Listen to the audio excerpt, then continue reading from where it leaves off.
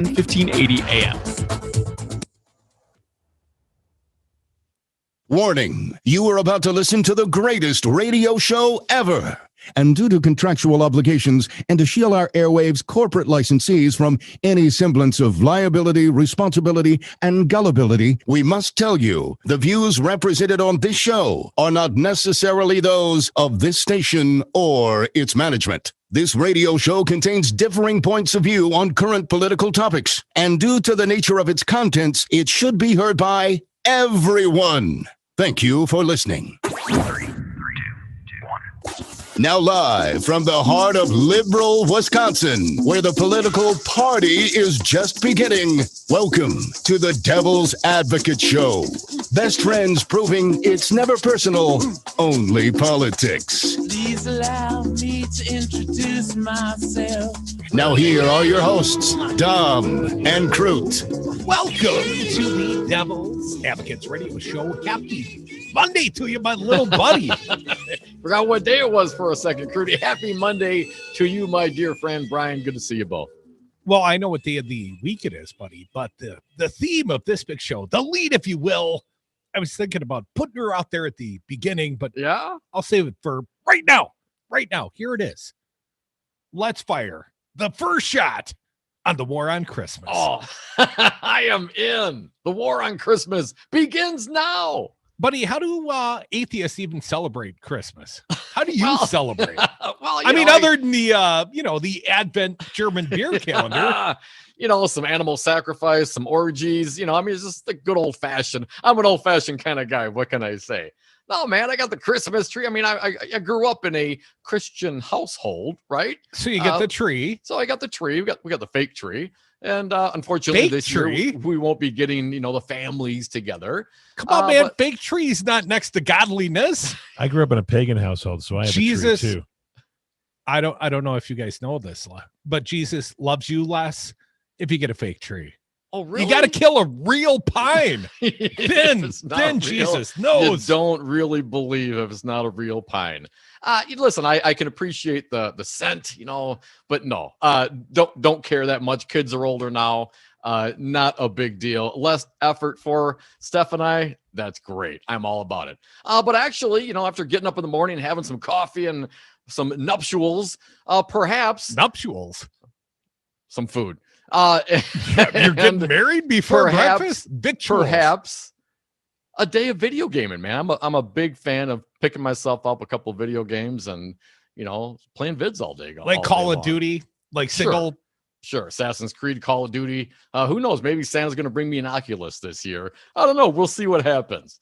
But unfortunately, the family gatherings will not be happening this year. But Rudy, what about you, man? Do you go to church on Christmas Day? Do you do all that? Well, thankfully, with COVID going on, can't go to church service. I went last night. Well, you're supposed to go to church on Christmas Eve, but I don't do it. Not any longer. Those traditions long in our past.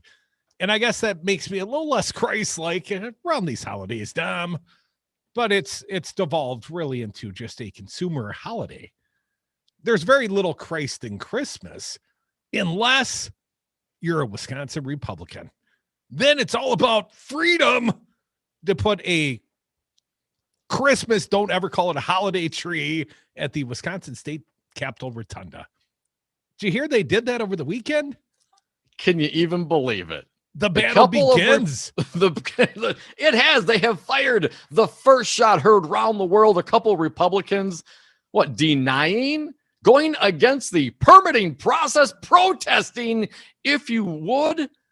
I have to wonder whether or not they would be, arrested and drug out of the Capitol. And if any resistance whatsoever, perhaps some pain compliance would be appropriate for these Republican law and order types. Oh, yeah, that's only under the Walker administration. Yeah, Walker arrested lots and lots of people unconstitutionally, as it turned out, Tom. And they utilized pain compliance in a literal sense. They choked people because they were guilty of the crime, air quotes, of singing at the Wisconsin State Capitol. And sometimes they sang Christmas songs, Dom, only they repurposed the words and directed them derisively at Scott Walker. And that's what bugged him the most, I think. It wasn't so much that they attacked him with their protest each and every day, Tom. Oh, I think it's a little bit of that as well. It was the war on Christmas, the turning of Christmas carols against the band. This is a guy that tweets out no less than half a dozen Bible verses each and every day of his unemployed life. Hey, he's getting the job starts next year. Are you sure? Are you sure? Maybe he'll put that date off with the COVID. Got to stay safer at home. Actually, I think he's traveling. Very proud to show pictures from like Pearl Harbor. It's Pearl Harbor Day as well. And I get the impression Wanker might be traveling, that or he's, reposting. Living in the memories. I'm not clear. Let's get to it, Crudy. Todd Richmond, not so long ago, writing in the AP News. Yes, folks, this is national. 2 Wisconsin Republican lawmakers put up a Christmas tree. Hey, we call that holiday tree around here, folks. In the Wisconsin Capitol Rotunda, despite being told they weren't allowed to do so, a show of defiance after Governor Tony Evers opted not to display a holiday tree there this year because the building is closed to the public due to the coronavirus pandemic. The Department of Administration has traditionally placed a towering evergreen decorated with ornaments constructed by school children in the rotunda every year to celebrate the winter holidays. Evers, who controls the DOA, has refused to call the tree a Christmas tree, irking Republicans. Yeah, it's the war on Christmas, tyrannical Tony. He's trying to secularize it, Dom. Well, I mean, let's be honest. I mean, what is there? 30 religions celebrate some sort of holiday between November and January. But I continue from the AP. This year, Evers decided to forego the tree since the Capitol's closed to the public due to the coronavirus pandemic. That didn't sit well with 2 Republican lawbreakers, Paul Tittle and Shay Sortwell, who, like other lawmakers, are still working out of the building. Records show the 2 lawmakers applied for a permit on December 1st to place what they described as only a historical display in the rotunda from December 1st through the January 6th. The application did not say the display is a Christmas or holiday tree. Oh, so they were even not providing the accurate information of what they were trying. They should be rejected. Dan Blackdeer Crudy, chief of the Capitol Police, an extension of the DOA, denied the request the next day. He wrote that although DOA can issue permits for events and exhibits, only the state capitol and executive residence board can approve decorative items. He went on to say that state law prohibits the DOA from permitting any exhibits on the rotunda's ground floor. A permit request must be filed at least 72 hours in advance, and the lawmakers sought to display an exhibit the same day they submitted the application. How dare they? Added. What's more, the DOA is denying all permit requests for the interior of the Capitol since the building is closed to the public. DOA Assistant Deputy Secretary Olivia Huang sent an email to Tittle and Sortwell that night explaining that since the DOA owns the building, it doesn't need a permit for the traditional holiday tree. She reiterated that the agency has denied all permit requests since the building is closed and said the lawmakers could still display a tree or other holiday decorations in their offices or any space in the building controlled by the assembly.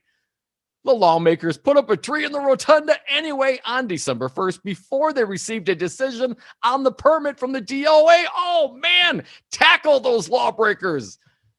The 7-foot artificial decoration was still there on Monday morning, complete with the signs. Did I not make my point before? An artificial tree is not Christ-like. Because it defeats the whole spirit of the action. Can you please explain to me just quickly? I mean, since we're having the war on Christmas, I may as well know what I'm fighting against. How exactly does the holiday pine tree, Christmas tree, what does that have to do with Jesus? It must be a real tree. You know, Jesus was nailed up on a real cross. It wasn't made out of aluminum, was it? I don't know. Are you sure? Although I didn't think the two things were related specifically. The tree, sort of from the pagan side. You know about that. Just like the rabbits. The 7 foot. artificial decoration was still there on Monday morning, complete with signs that read, "The magic of Christmas is not in the presents, but in his presence. This tree belongs to Representative Tittle and Representative Sortwell. Do not move without prior written approval from these representatives," unquote. And I can't help but think to myself, knowing they don't have a permit, knowing it's not supposed to be there, I mean, is Dale Coinger going to come in there and take it out? Because isn't that what he does? Well, he did take the sign the one time, Dom, because it created some sort of angled. It's really radical. It's military training, sir. Yeah, I forget what his excuse was precisely, but effectively, he stole someone's permitted display. Yes. Well, Dom, yes, he did. My understanding is Mike Lindell, the My Pillow guy, holding a rally up at the state capitol today around noon. And I feel quite unfortunate that I was not able to attend. You know, I really, really, really wanted to. You know, it was going to be My Pillows for everyone this year. A Christmas gift that keeps on giving. But anyways, not able to attend. But I kind of had a twofer in mind, Dom. Yeah. I was going to go to the Mike Lindell, the My Pillow rally, and then go swipe that tree without prior written consent. I think you should. Can you even get in the building? The building's closed to the public, though. How do you even get in to take it? You can get in the building if you want to bad enough. You just got to know somebody. Yeah, we got some friends. I tell you what, friends, he or she that brings me that Christmas tree, oh, there will be a very special prize. I may give you the rest of the days of the German beer advent calendar you can have from the 5th through Christmas, because I didn't come in and do my part this weekend. I'm going to have to drink a couple extra beers. Got some catching up to do, Michael. Unless somebody brings me that fake, non-Christ-like holiday tree. I want that Christmas tree on a platter. Bring it down here, like Cousin Eddie brought the boss down. Come back, more Devil's Advocates on the other side. It is a Monday, and we are firing the first shots in the war on Christmas. 844-967-2789. The phone lines, they're toll free.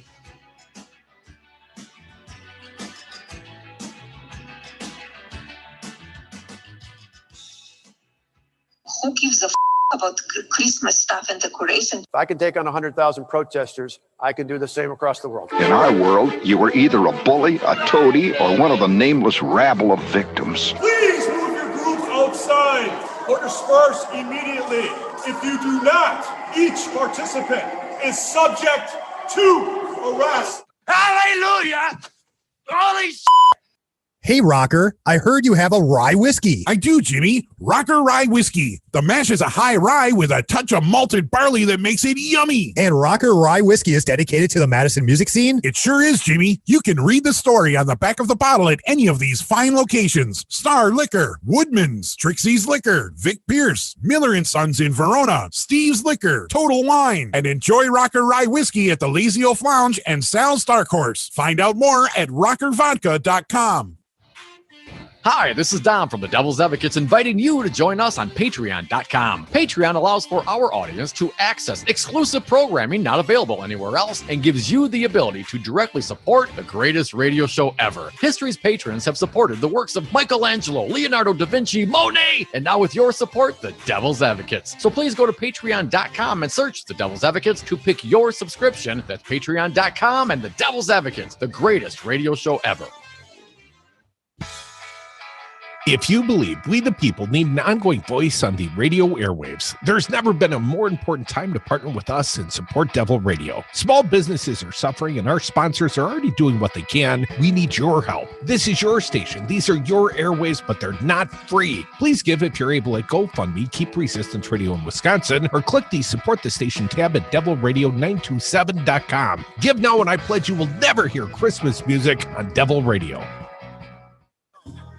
Madison, you say what? Each weeknight from 5 to 6, don't miss out on a single day of the Earl Ingram Show right here on Devil Radio 92.7 FM, 1580 AM. Madison, tune in every weekday from 11 to 2 on Devil Radio, 92.7 FM and WTTN 1580 AM for the Tom Hartman program. Join the show's conversation because our democracy is not a spectator sport. Listen live right here on Devil Radio. WTTN 1580 AM News Talk Radio, built for the 99%, is rural Wisconsin's home for Devil Radio.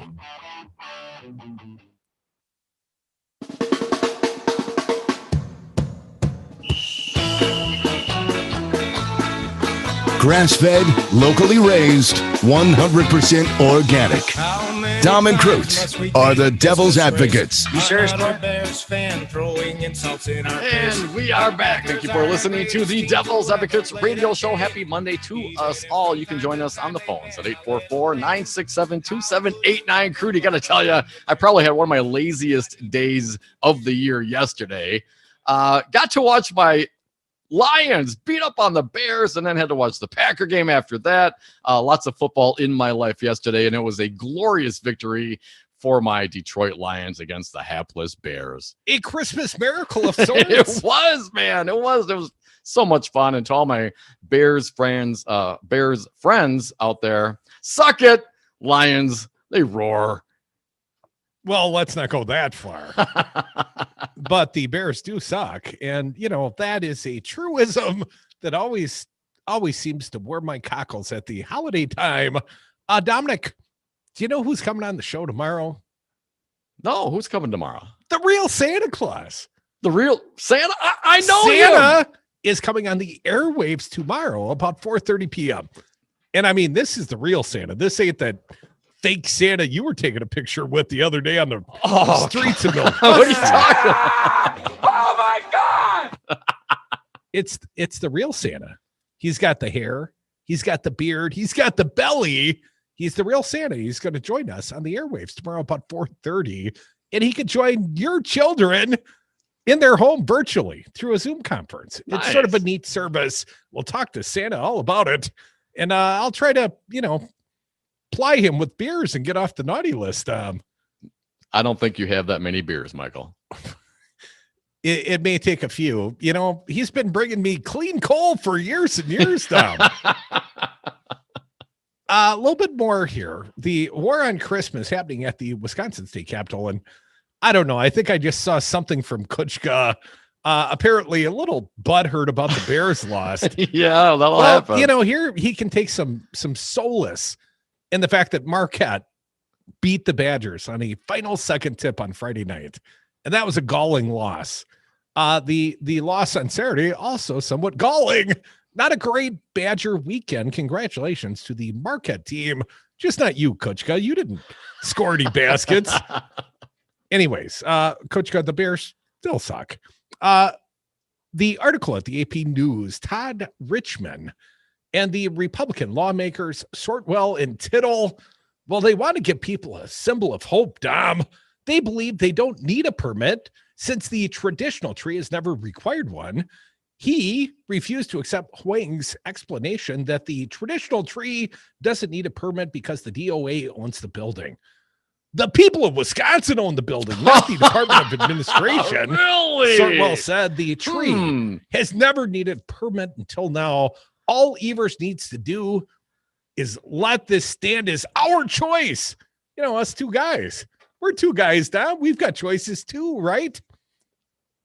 And I would remind all the listeners out there, anyone that presents that artificial tree to me down here at the Devil Radio 92.7 studio, I got at least 23 German beers you can take home with you. Tall boys too. Oh, they're big ones. Yes. Today's beer, or at least Saturday's beer that we're going to drink today and then drink another and another, Dom, because we got to catch up. It's got a little devil on it. Excellent. Pretzel. Haas has great taste. As the devil often does. A little bit more here. The tree has never needed a permit until now. All Evers needs to do is let this stand as our choice. Reminded that people can't see the tree since the building is closed, Sortwell said they can watch a video of him and Tettle setting it up in the rotunda. Evers could open the building anytime, he added. When times are tough, it's even more critically important that we hold on to traditions we can hold on to. The best kind of traditions to hold on to are the traditions you can hold on to. Now, indeed they are, especially if you can hold on to them. Tittle didn't immediately respond to messages. He said during the video that we really wanted to have a Christmas tree in the Capitol. The governor said no, but we decided we're going to put one up anyhow. DOA spokeswoman Molly Vital didn't respond to an email asking if the agency planned to remove the tree. No, one of our fair audience members is going to go steal that tree. The move by Tittle and Sartwell is another example of the defiance that Republicans have shown Evers since he defeated GOP Governor Scotty Wanker in 2018. Among other things, they passed lame duck legislation weakening Evers' powers and convinced the state Supreme Court to strike down his stay-at-home coronavirus order. Well, it didn't take much convincing the conservative bloc of the Supreme Court, but this tree, Dom, this artificial, symbolic 7-foot tree, the middle finger to Tony Evers and the lawbreakers. They don't have a permit. They're breaking administrative code. Where's the Capitol Police? They should go be ticketed right now, and that tree should be brought out of there. Rudy from ABC's WYSN.com, another quote from their press release. The Department of Administration has said that we are in violation, that we are not to have that tree up. And we have said we are going to buck the trend. It's a 100-year tradition. We're not going to deviate it from it, Tittle said. I guess we're saying, Governor, take it down if you want, but you can also say it's okay. And it is okay. It is okay for all the people who work in the Capitol every day to see a tree. It doesn't hurt anything. The legislature believes the holiday spirit is priceless. Thus, we continue the 100-plus year tradition to provide a symbol of hope for everyone that has experienced a difficult year. Merry Christmas, State Rep Shay Sortwell said in a news release. Yes, well done, Republicans. You haven't done a damn thing in 8 months, so you're going to drag your ass there to set up a Christmas tree? That's your priority? Oh, wow. The fact they haven't worked in 8 months, haven't offered any pandemic relief to the people of Wisconsin since. No, they did. There's pandemic relief. They offer a symbol of hope, man. What more do you want? Actual money in your pocket? Come on. I wouldn't take such objection if it was a real tree. It's not Christ-like if it's made out of aluminum, boys. Come back with us. More devil's advocates on the other side. Your calls, welcome here. 844-967-2789. Is Dom making a mountain out of a molehill? Yeah, maybe. But want to find out? Your calls could be next, unless you're a Bears fan. Beautiful, clean coal. Clark, that's the gift that keeps on giving the whole year. Talk radio made for the 99% on Devil Radio 92.7 FM and WTTN 1580 AM. Jimmy, crazy local music supporters have surrounded the studio. Take a look. What do the signs say? Support local music, double dipping is a right, and I love the Jimmies. What do they want? Live local music, Jimmy. Catch MaxInc Radio every Saturday evening for the best of local music from Wisconsin. Live music performed in the Devil's Lair. Go to MaxIncRadio.com for the live music schedule. It's MaxInc Radio, Saturdays at 6 on Devil Radio 92.7. Give them what they want, rocker. Over the years, we have done our best to bring you the highest quality products our industry has to offer.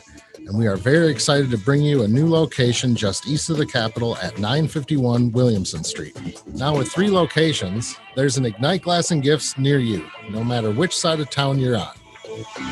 Madison's favorite for glass gifts and vape. Ignite Glass and Gifts, Monona Drive, Williamson Street, and Odana Road. Let's torch some glass at Ignite. I'm Ed Donahue with an AP News Minute. Georgia has again recertified election results. We have now counted legally cast ballots 3 times, and the results remain unchanged. Secretary of State Brad Raffensperger says Joe Biden won in Georgia. President Trump asked for the recount. At the White House, the president said without evidence, again, he was cheated. It was a rigged election. You look at the different states, the election was totally rigged. It's a disgrace to our country. It's like a third world country. These ballots pouring in from everywhere using machinery that nobody knows ownership nobody knows anything about. Brad Raffensperger says in Georgia there was no fraud. I know there are people that are convinced the election was fraught with problems, but the evidence, the actual evidence, the facts tell us a different story. Lawsuits filed by President Trump and his allies have been rejected around the country. I'm Ed Donahue. Hey y'all, it's your girl Cheryl Underwood, and as you know, I'm a huge fan of Metamucil, and I have some news to share. Metamucil now has a delicious fiber gummy made by the #1 doctor-recommended fiber supplement brand. These gummies are a convenient way to get more fiber. That's because Metamucil fiber gummies are made with an exclusive blend of prebiotic plant-based fibers that give you 5 grams of fiber in each serving. I want you to promote your digestive health by trying new Metamucil gummies today. For more than 75 years, the VA Home Loan Benefit has helped millions of eligible veterans and service members achieve their piece of the American dream, a home for their families. Did you know that you could purchase a home or refinance your current home loan with your VA Home Loan Benefit? VA home loans have lower closing costs and generally enjoy lower interest rates than other borrowers. The VA Home Loan may save you thousands of dollars on your mortgage. For more information, visit www.va.gov or talk to a lender of your choice. Choose VA. For Devil Radio, 92.7 FM and WTTN 1580 AM, I'm Luke Mathers with your headlines for Monday, December 7th. A key conservative justice on the Wisconsin Supreme Court delivered a scathing rebuke of Republican efforts to overturn the state's presidential contest Friday, rejecting a lawsuit that he said would have done irreversible damage to every future election. It was the third time in 2 days that conservative Justice Brian Hagedorn sided with the court's liberals in a 4-3 ruling against conservatives, leaving President Donald Trump and his allies with fewer avenues in their effort to undo Democratic President-elect Joe Biden's Wisconsin victory. The Green Bay Packers beat the Philadelphia Eagles yesterday afternoon 30-16. The win brings the Packers to a 9-3 record where they are currently sitting at second place in the NFC. You're listening to Devil Radio, 92.7 FM and WTTN 1580 AM.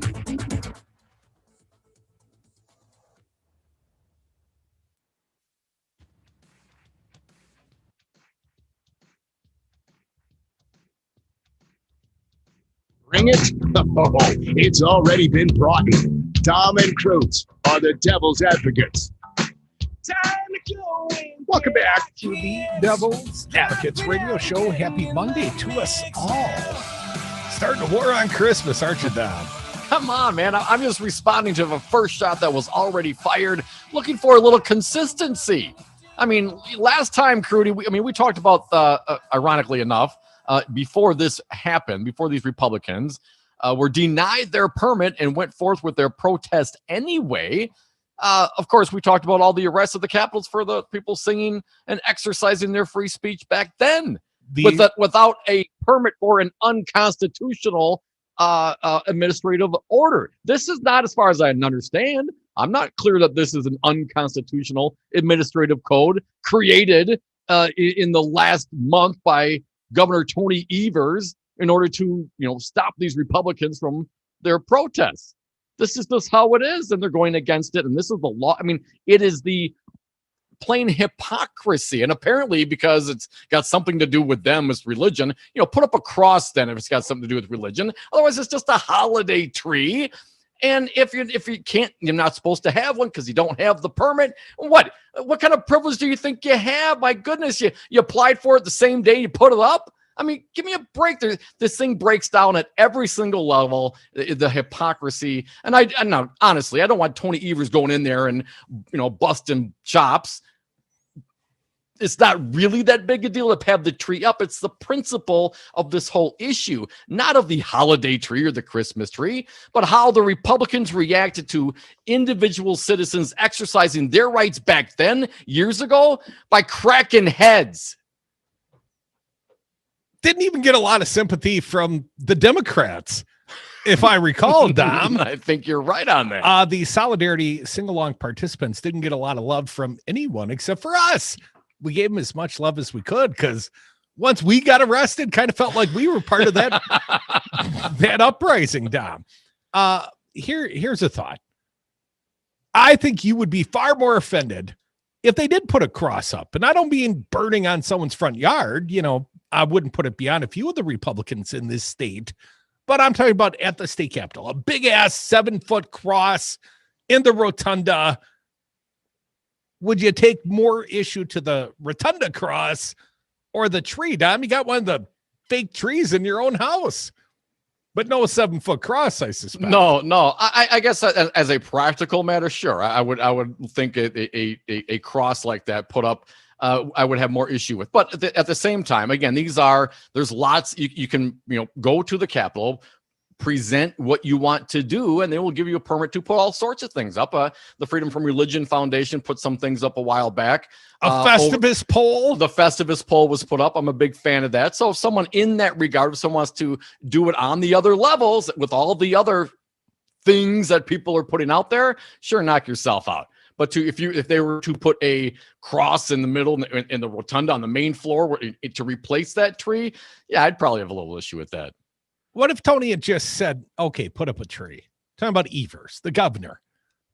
Is this tree really a big deal? I mean, most people in the great state of Wisconsin, 5.8 million of us, never get up to the state capitol to see the tree each year. But we see the pretty pictures, and it's apparently inspiring to some, Dom. Would it have been a big deal for Tony Evers just to relent and allow this 100-year tradition to continue? I don't think it's a big deal. I don't think it's a big deal either way. I don't think it's a big deal either way. I mean, the place is closed. To you, but you're an atheist. I'm talking about but what is that? Again, the tree it's a freaking tree, man. It's not a cross, right? It's not a statue of Jesus. It's a Christmas tree. The very sense of it is mentioned it's pagan in its origin to begin with. So don't tell Tittle that. And you can have a Christmas tree in your office. You want to be inspired?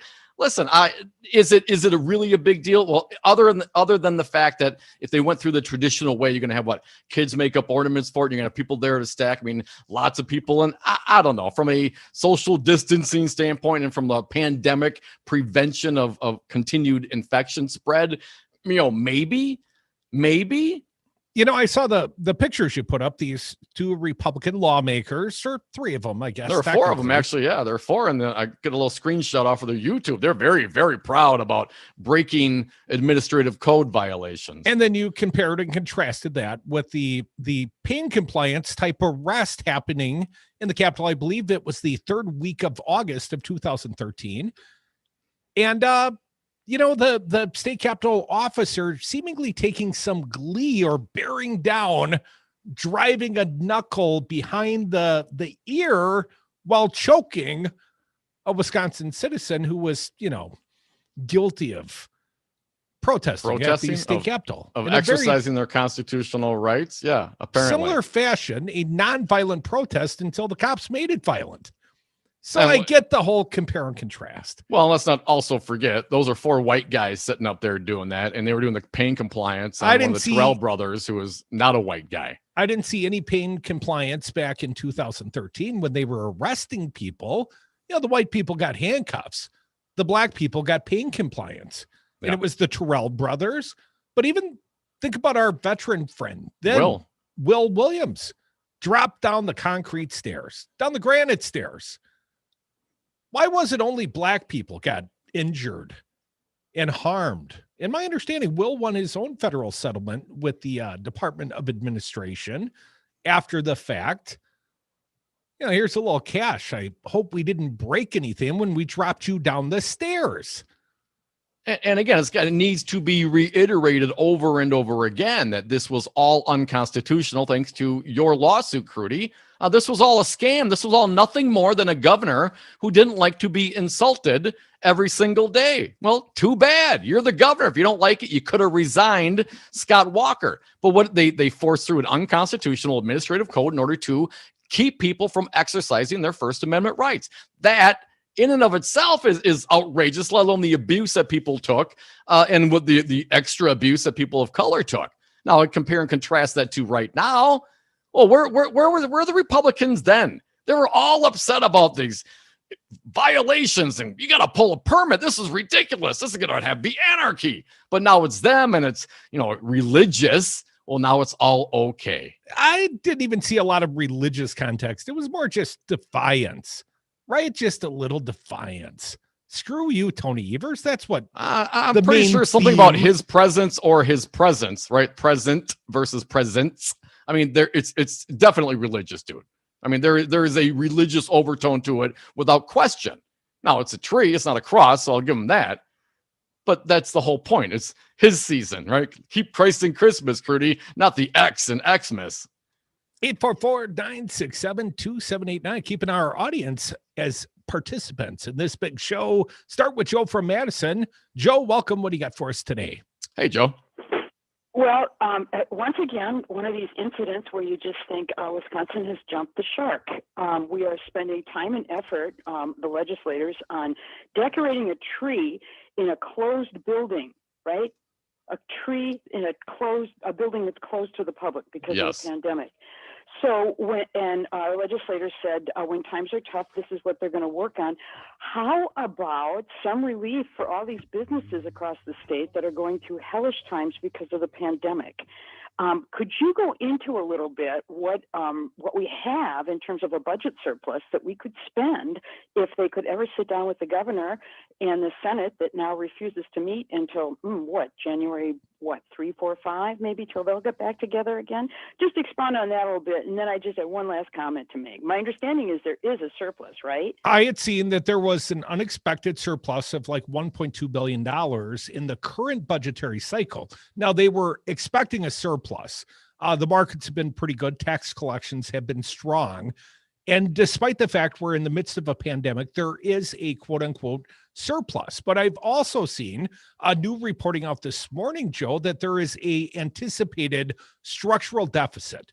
And they're very concerned about how we're going to close this in the next budget cycle. In the next budgetary cycle, which we're about to fast forward into, Joe, because next comes the budget.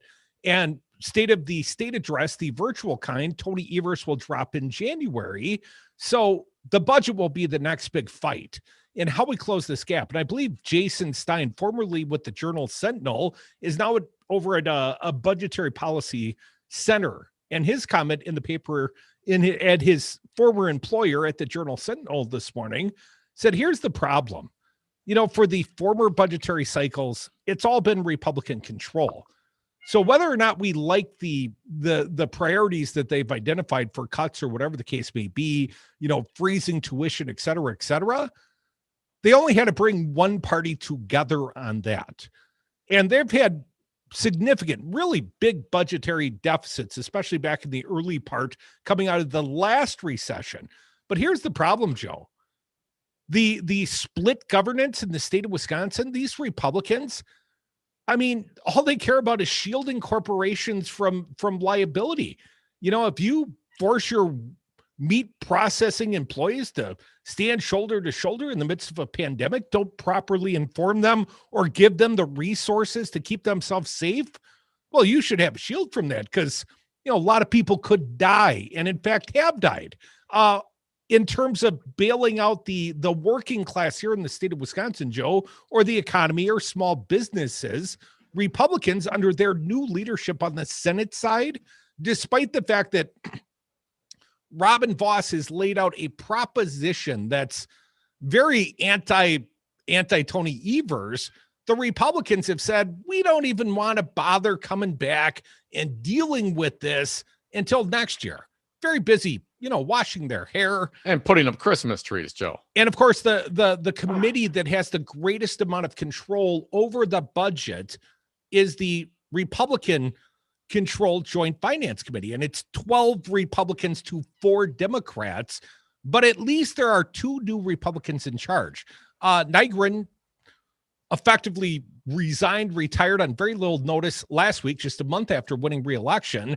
Alberta Darling hasn't been up to the task for about 10 years, and finally they pulled her off. So it's going to be Mark Line, I believe, and Mark Bourne. So 2 brand new Joint Finance Committee co-chairs. And the only question really, Joe, is are they independent legislators? Are they going to be their own men, or are they going to bow down to the will of Chris Kapinga and Robin Vos? Because ultimately, they can either choose to work with the governor or they can choose to obstruct. And I think it's probably going to be the latter, Joe. And we're all screwed. pretty sad state when our businesses, our health system is going through such incredible crisis, and they have their attention put on a Christmas tree. I'm embarrassed for our state yet again. This is a time when they could be picking up the phone, calling the governor and saying, where are our points of contact? Where can we meet in the middle to try to move this thing forward? Very sad days. And boy, I'd sure like to see something under the tree rather than this. That's for sure. Thanks, guys. Thanks for all the information. Appreciate it. Yeah, thank you, Joe. Appreciate it. Sorry about the wordy answer. I don't know. I'm trying to be comprehensive. I want people to understand what's coming next. And it's a budget battle. And we're going to start the next budgetary cycle with a anticipated structural deficit. And the easiest remedy, and I mean, there is a really simple remedy: expand Medicaid. Expand Medicaid. The Republicans will cost the state of Wisconsin about $1 billion this year by failing to expand Medicaid. $1 billion with a B. And they've done that year after year after year. Yeah, and we my got a Wisconsin way, they could though. We got our own way of doing things here, Crudy. Yeah, but we could cover something to the tune of like 85,000 more Wisconsinites with Medicaid and save money overall, because that money's coming from the federal government. We've already sent our tax dollars to D.C., and now we're getting them back. Only Republicans in the state of Wisconsin say we don't want them back. We don't care about 80,000 of our neighbors. And, you know, these higher budget deficits because, well, that's Tony Evers' problem now. What are you going to do about it, Tony? 844-967-2789. Well, first it's the war on Christmas, then it's, you know, the war on Tony Evers' budgetary proposals. That'll be coming next. More Devil's Advocates. We're coming back. 844-967-2789.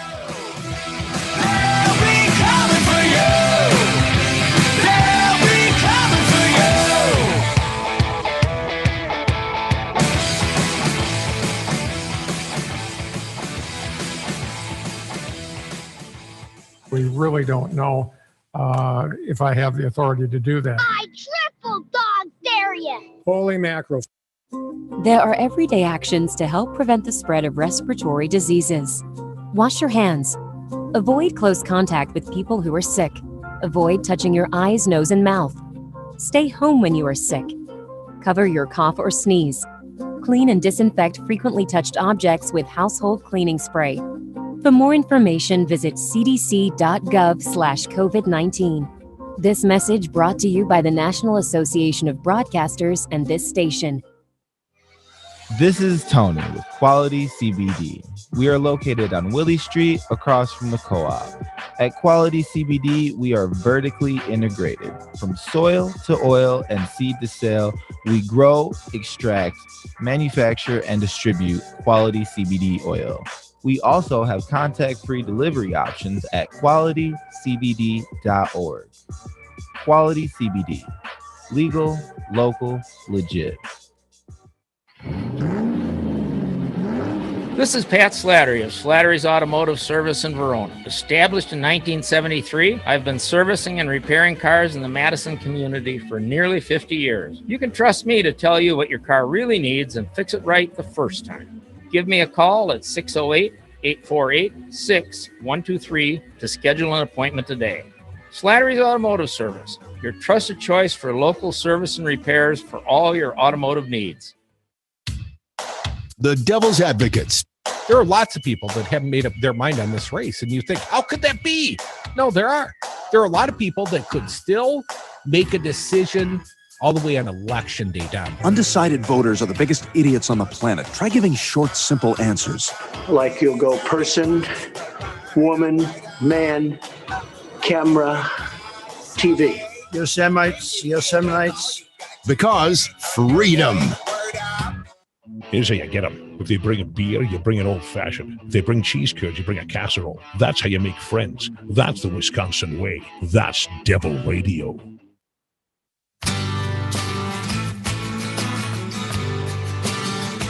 The Devil's Advocates, making radio great again. And we are back. Thank you for listening to the Devil's Advocates radio show. Join us on the phones. The war on Christmas has begun. What side are you on? 844-967-2789. I'm on the side of somebody better go down and swipe that fake Christmas tree out of the Wisconsin State Capitol. That illegal, unpermitted Christmas tree. It's really our constitutional duty to go swipe it. I believe it might be. It might be. I mean, someone could get hurt. I mean, it doesn't have a permit. It's not allowed. I mean, I don't want anyone to get hurt. I'm not sure, Dom, but all those, needles falling, that could cost millions to clean up that mess. Millions. Some say hundreds of millions. Better not have used any Scotch tape. That's all I know. My wife thinks this conversation a little hyperbolic and silly. What do you mean? She thinks the Republicans should be able to put up their own damn tree if they want to. I thought the Republicans were about law and order. They don't have a permit. It's not a tradition for the Republicans. It's tradition for the Department of Administration through the governor. Oh, it's a tradition for Republicans to feel entitled and think that they have a differing set of rules. And it is a tradition for Republicans to be hypocritical bastards on lots and lots of issues, this being one of them. Yes. So I have no qualms with the tree other than the fact it's fake and less Christ-like. So you're okay. You endorse then why do you want it taken down, man? You're endorsing the Republicans. No, I want it traitor I on the war on Christmas. No, someone steal the tree and bring it to me, and then I'll have a tree and we'll show it off on social media. We'll hold it for ransom here, Dom. Bring us beer. We'll return your fake tinsel tree. Do you think we could do that? I mean, it's really just an act of courage on behalf of one of our listeners. Well, they did put their names on it, so I think we should make sure they take their names down. We'll put our names on it. We'll claim the tree. I mean, if that's what we're going to do, we'll just claim it. And since it's now ours, we'll remove the tree. Replace the sign with the sign now property of the devils. Absolutely. Nice and simple. And then walk out like it's a receipt. No, it's right. Possession, 9/10 of the law, right? It would be if someone would go swipe that tree and bring it by the office here. 844-967-2789. Susan, will you be my tree thief? Welcome to the show. Hey, Susan. Hi. I sure would love to do that. Actually, I was thinking that maybe the people in the Capitol could play Where's Waldo with the tree and take it and hide it in different places and take pictures of it and make it into a really event. Wouldn't that be kind of fun?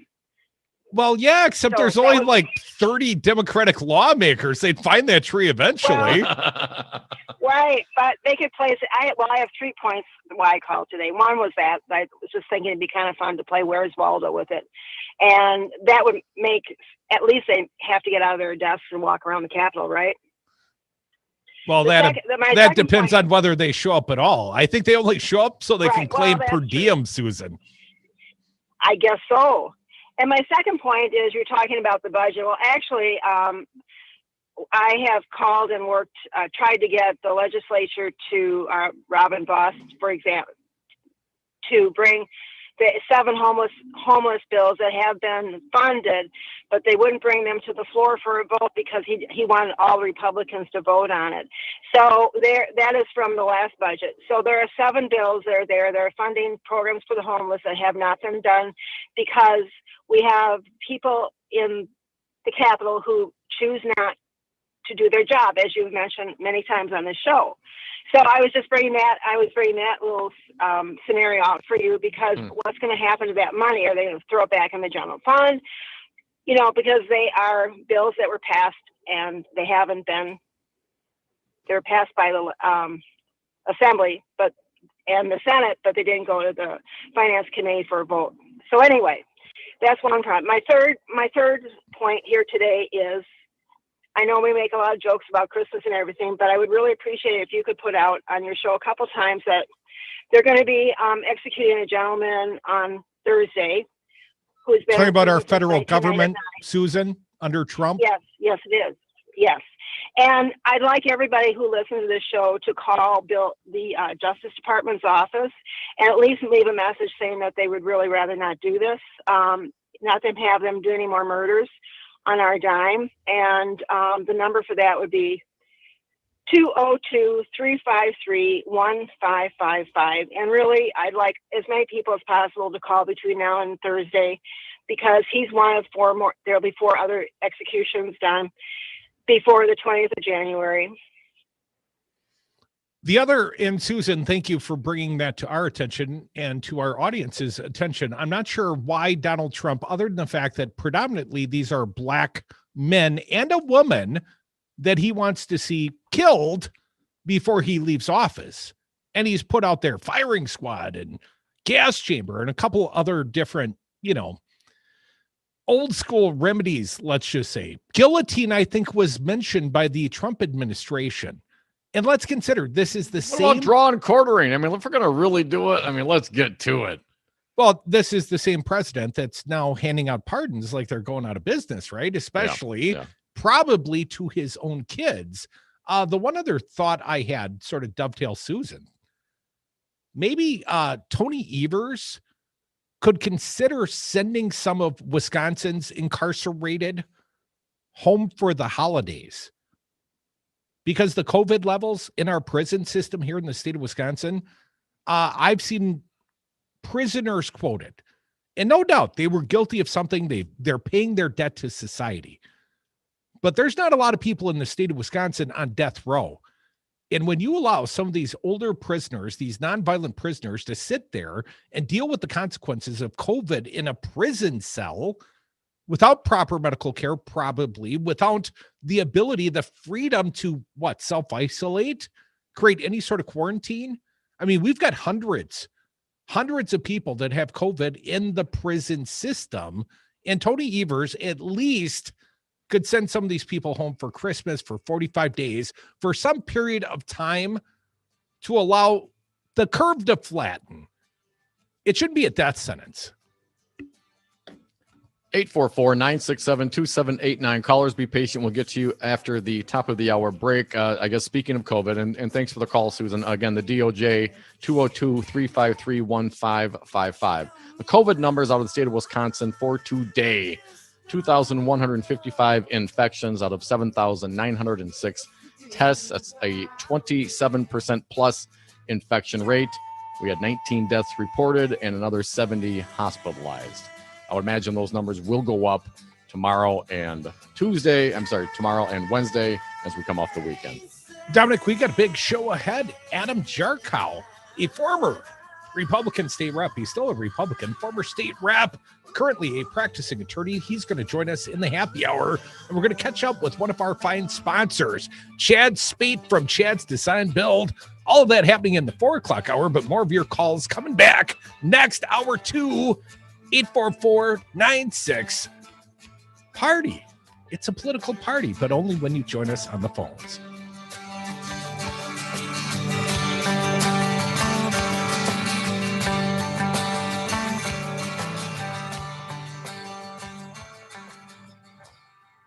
You got to be honest about what it means to lead a country. It means killing people. You're going to be dead. Stream the Devils and Progressive News and Talk 24/7 at the Devil's Advocates Radio Network, Wisconsin. That's DARNWI.com. That's DARNWI.com. Hi, this is Dom from the Devil's Advocates, inviting you to join us on Patreon.com. Patreon allows for our audience to access exclusive programming not available anywhere else and gives you the ability to directly support the greatest radio show ever. History's patrons have supported the works of Michelangelo, Leonardo da Vinci, Monet, and now with your support, the Devil's Advocates. So please go to Patreon.com and search the Devil's Advocates to pick your subscription. That's Patreon.com and the Devil's Advocates, the greatest radio show ever. Five9, your local single-source IT solutions provider, specializing in cloud technology, consulting, servers, networks, and hosting.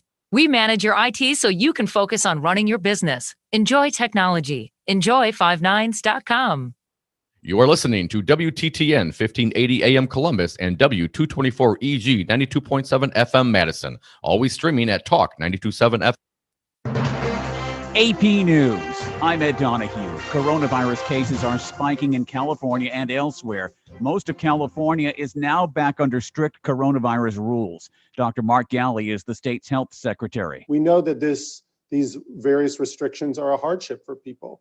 It's not what we expected at this time of year. Galley says a post-holiday spike is coming. Those cases that occurred around people's potentially dinner tables or activities and plans, travel through Thanksgiving, are going to show up right about now. Maybe the last couple of days we're seeing that, but we know we'll be seeing that for many days to come. A federal panel of vaccine experts meet starting this week to go over 2 candidates for a coronavirus vaccine. The AP's Shelley Adler has the story. Once the green light is hopefully given, the country's largest ever vaccination effort will start. Federal officials estimate 20 million people in the first priority group could be vaccinated by the end of the year. But the big question for infectious disease expert Dr. Anthony Fauci, when will everyone get the protection? I would think by the time you get to the beginning of April, you'll start getting people who have no high priority. Pharmacies, health clinics, and your doctor's office are the likely options to get the shot. Local health departments will also most likely run mass vaccination clinics.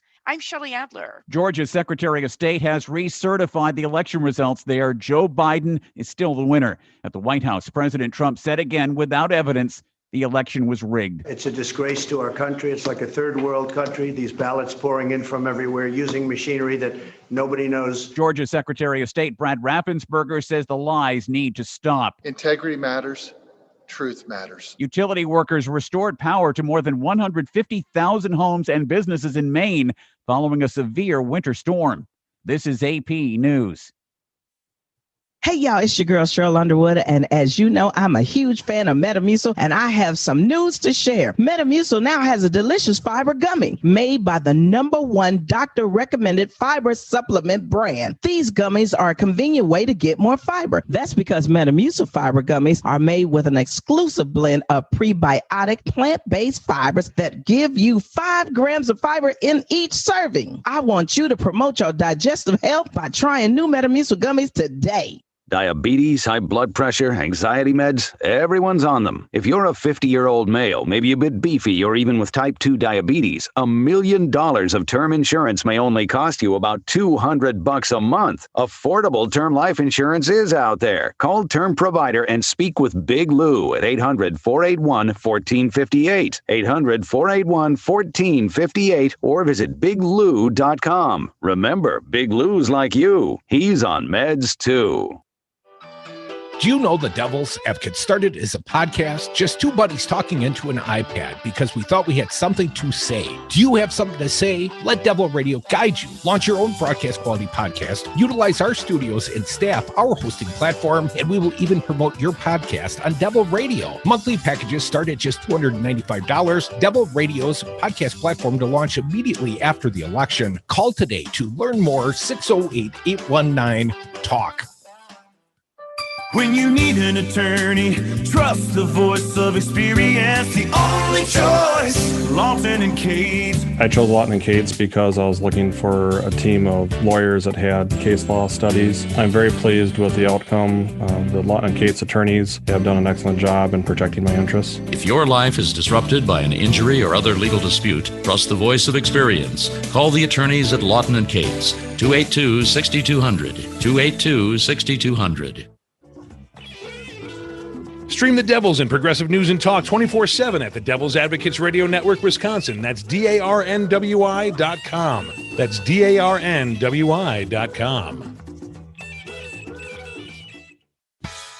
My life's mission was to defeat Donald Trump and turn Wisconsin blue. Mission accomplished, but the battle has only just begun. Devil Radio and WTTN 1580 AM have continued broadcasting the truth, persevering through the pandemic, supporting public health professionals, and turning out the vote in Madison and Dane County in record numbers. Can you help us survive and thrive for the battles to come? Please consider giving a contribution at GoFundMe, Keep Resistance Radio in Wisconsin. Every dollar helps us continue and makes us stronger. You let him try violin because if you love him that much, love him enough to make sure he's buckled up and in the back seat. Find out more at nhtsa.gov/the right seat. Brought to you by the National Highway Traffic Safety Administration and the Ad Council. For Devil Radio, 92.7 FM and WTTN 1580 AM, I'm Luke Mathers with your headlines for Monday, December 7th. Wisconsin could face the most challenging budget session in a decade next year, as state spending is projected to exceed revenues by about $373 million, according to a new report. The nonpartisan Wisconsin Policy Forum projects lawmakers will have to navigate the state's largest budget shortfall since 2011 as they draft the 2021-2023 biennial budget. Wisconsin DHS reported 2,791 new cases of COVID-19 on Sunday, bringing the average for the past 7 days to 3,925 daily cases. Of the people who got tested for COVID-19 over the past week, 31.1% were positive for the disease, according to DHS. Forecast of partly cloudy skies for the area today, high of 38 degrees, low of 24 degrees. You're listening to Devil Radio.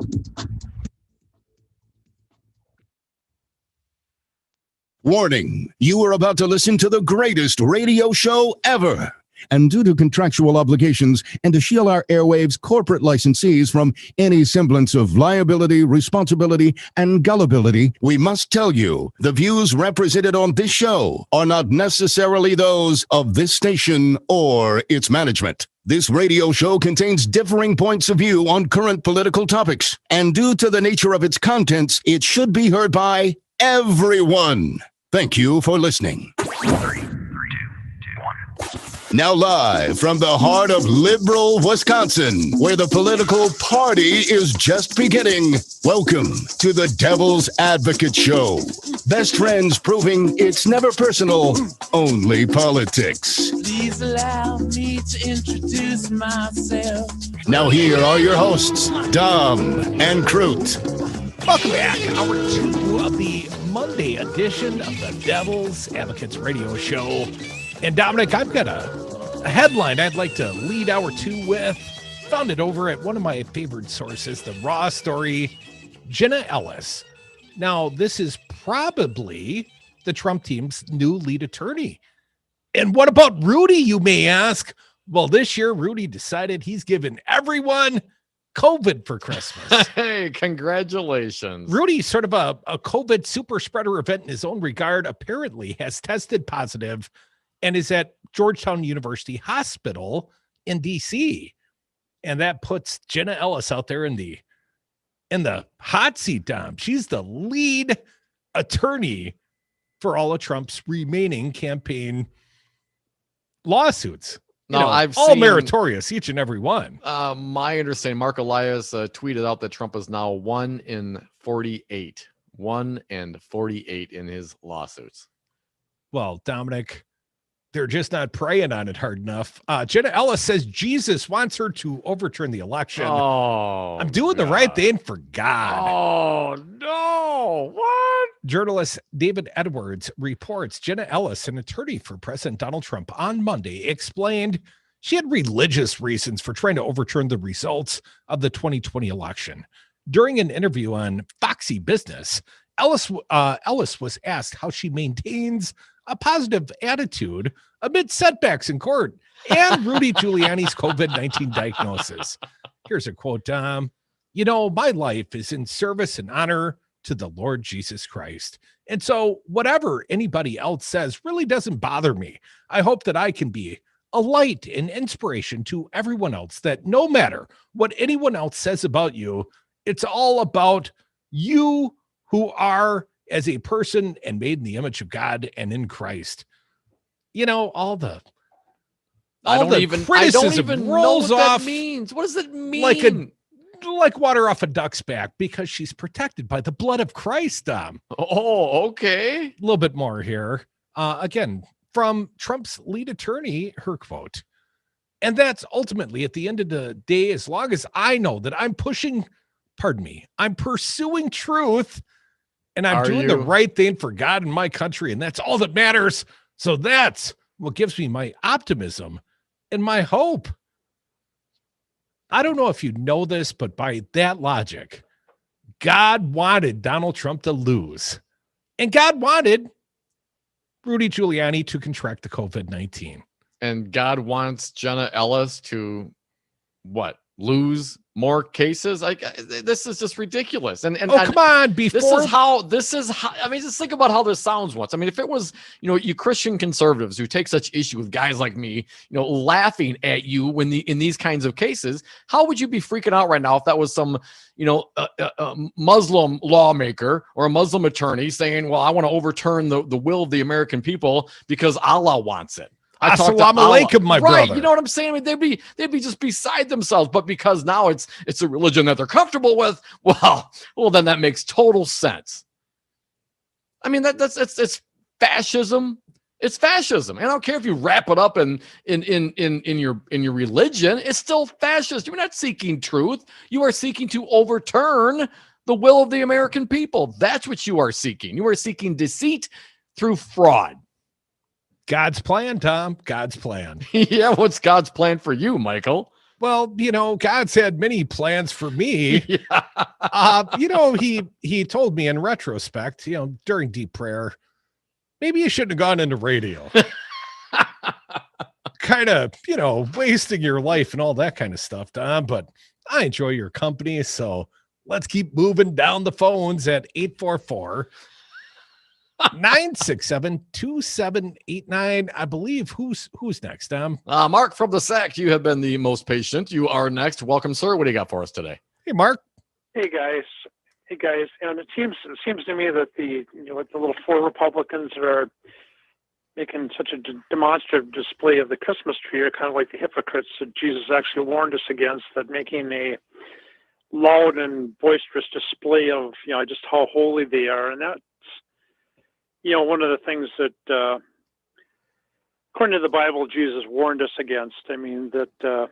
Yeah, they didn't read that part sometimes, though, Mark. My experience is that they kind of get a general gist of what they think is in there, and they'll just follow through with that. Yeah, it seems, that Jesus would have a heck of a lot bit more fun, hanging out with Dom there than he would with most of these Republicans because. Well, Jesus did like hanging out with the sinners. Well, and Jesus was a humanist, as Dom seems to be. I mean, the Dom actually cares about his fellow man. He doesn't give a rip about what your justification is for doing it. It's because it's our fellow man. I mean, that's that's why we're supposed to care about him. Simply not because Jesus and God wants us to be that way. It's simply because he is our fellow man, our fellow traveler on this planet, right? And has to suffer through the things that we all do as human beings. Mark, let me ask you this though, real quick. What about the fact, and we can talk about the permitting process and all that, and how the Walker administration, we already kind of went over that. But what about the fact that they are making this their priority, that this is what people need right now to give them hope? And I'm thinking to myself, you got to be freaking kidding me. I mean, what people need to give themselves hope is some money in the bank so they can pay the rent, so they can get the food. You know what I'm saying? That's what people need. The symbolic, religious, hopeful, this is why we're doing it, when they haven't passed a bill or done anything in 8 months, Mark. It just seems to kind of fall flat for me when they're talking about wanting to give hope to Wisconsinites. You're right. It's ridiculous. I mean, it's another created budget crisis because of the tax cuts they've given to, the most fortunate among us. That it's just like in 2011. I mean, they created a budget crisis so they could do Act 10. I mean, and they're riding this thing all the way to the bank because they haven't talked about, well, we have to increase taxes, get rid of that manufacturing, no tax for the manufacturers and agribusiness tax credit. Yeah, agribusiness tax credit. I mean, that we need the revenues coming into the government because the only thing that's going to solve this crisis is the government. I mean, that the government delivered the polio vaccines back in the day, the smallpox vaccines during the day, and now they're going to deliver the COVID vaccines. At least put some of the infrastructure in place because our medical system is being stretched to the brink right now because of this the COVID crisis. And Wisconsin Republicans, as Republicans throughout the country, are refusing to step up to the table and actually doing their job and serving the people rather than serving, their masters. And their masters are certainly not the American people. Mark, well said. Appreciate your call. And, I think the Trump administration is actively seeking to burn it down, be it our U.S. foreign policy, be it our COVID relief. They're looking to make Joe Biden look bad. But of course, this effort on their behalf is at the expense of what? Another couple 100,000 American lives? Some collateral damage. Political games being played that are really irrelevant because Trump has lost. So whatever positioning he's hoping to get for 2024 is going to be irrelevant by the time 2024 rolls around. And so they play the Republicans and this administration playing these games with the health of the American citizens. I mean, this is absolutely terrible. And for what? For what is the benefit of that? Did you mention Wisconsin Republicans? Because the benefit, or at least the cost benefit analysis these Republicans federally and on the state of Wisconsin level are doing is effectively it's better for them politically to make Joe Biden or to make Tony Evers seem feckless. Better for them to expose Wisconsinites and the American people to a horrendous pandemic than actually solve any problems. And the financial pain, the more pain you feel, seemingly the more likely you are to vote Republican. And I don't understand that whatsoever. But you look at the red counties in America, they're often those suffering the most. So the more pain a county feels, the more pain the country feels, the more Republican it becomes. Well, it's not difficult to understand how government doesn't work for people when it's occupied and with people elected who believe that government doesn't work for people. I mean, it's a self-fulfilling prophecy with these Republicans. Well, certainly with Scott Walker and Donald Trump, it was. 844-967-2789. Going back to our fair audience and our pal Betsy. Betsy, happy Merry Christmas, happy holidays. How you doing, sister? Hey, Betsy. Hey, you guys, can you hear me? Yes, I can ma'am. hear you, Betsy. Well, that's wonderful. I'm just dumbfounded. I cannot believe how we're dumbing down America like this. This is so incredible. And I think of Ivanka Trump and her voting machines she got from China, and she sold them to Georgia and everything else. I mean, this is just so sad. These guys, we will never forget. You are going to be voted out, gerrymandered or not. I am so tired of this.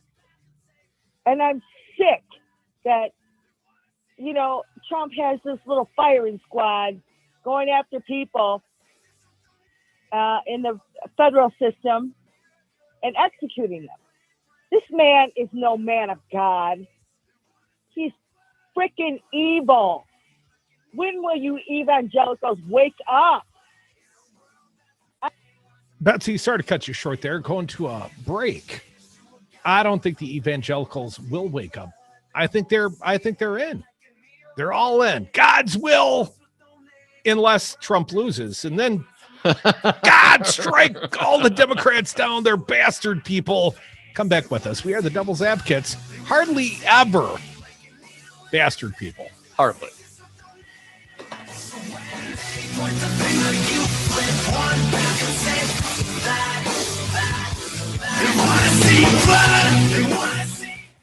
But he loves you. He loves you and he needs money. He always needs money. He's all powerful, all perfect, all knowing, and all wise. Somehow just can't handle money.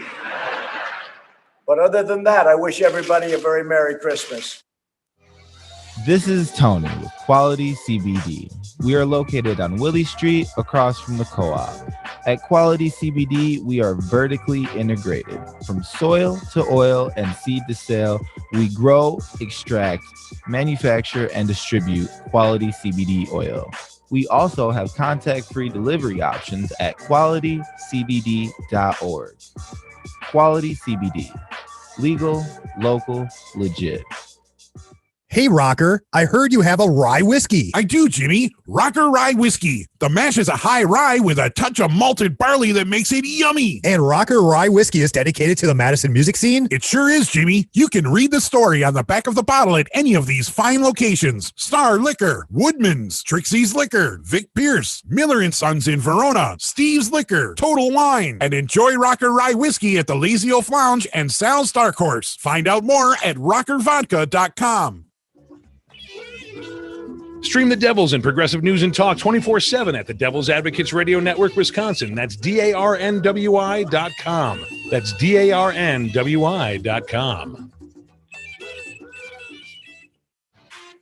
Hi, this is Dom from the Devil's Advocates inviting you to join us on Patreon.com. Patreon allows for our audience to access exclusive programming not available anywhere else and gives you the ability to directly support the greatest radio show ever. History's patrons have supported the works of Michelangelo, Leonardo da Vinci, Monet, and now with your support, the Devil's Advocates. So please go to Patreon.com and search the Devil's Advocates to pick your subscription. That's Patreon.com and the Devil's Advocates, the greatest radio show ever. Madison, tune in every weekday from 11 to 2 on Devil Radio, 92.7 FM and WTTN 1580 AM for the Tom Hartman program. Join the show's conversation because our democracy is not a spectator sport. Listen live right here on Devil Radio. Quit surfing the dial. You already found the greatest radio station ever, Devil Radio, on 92.7 FM and WTTN 1580 AM.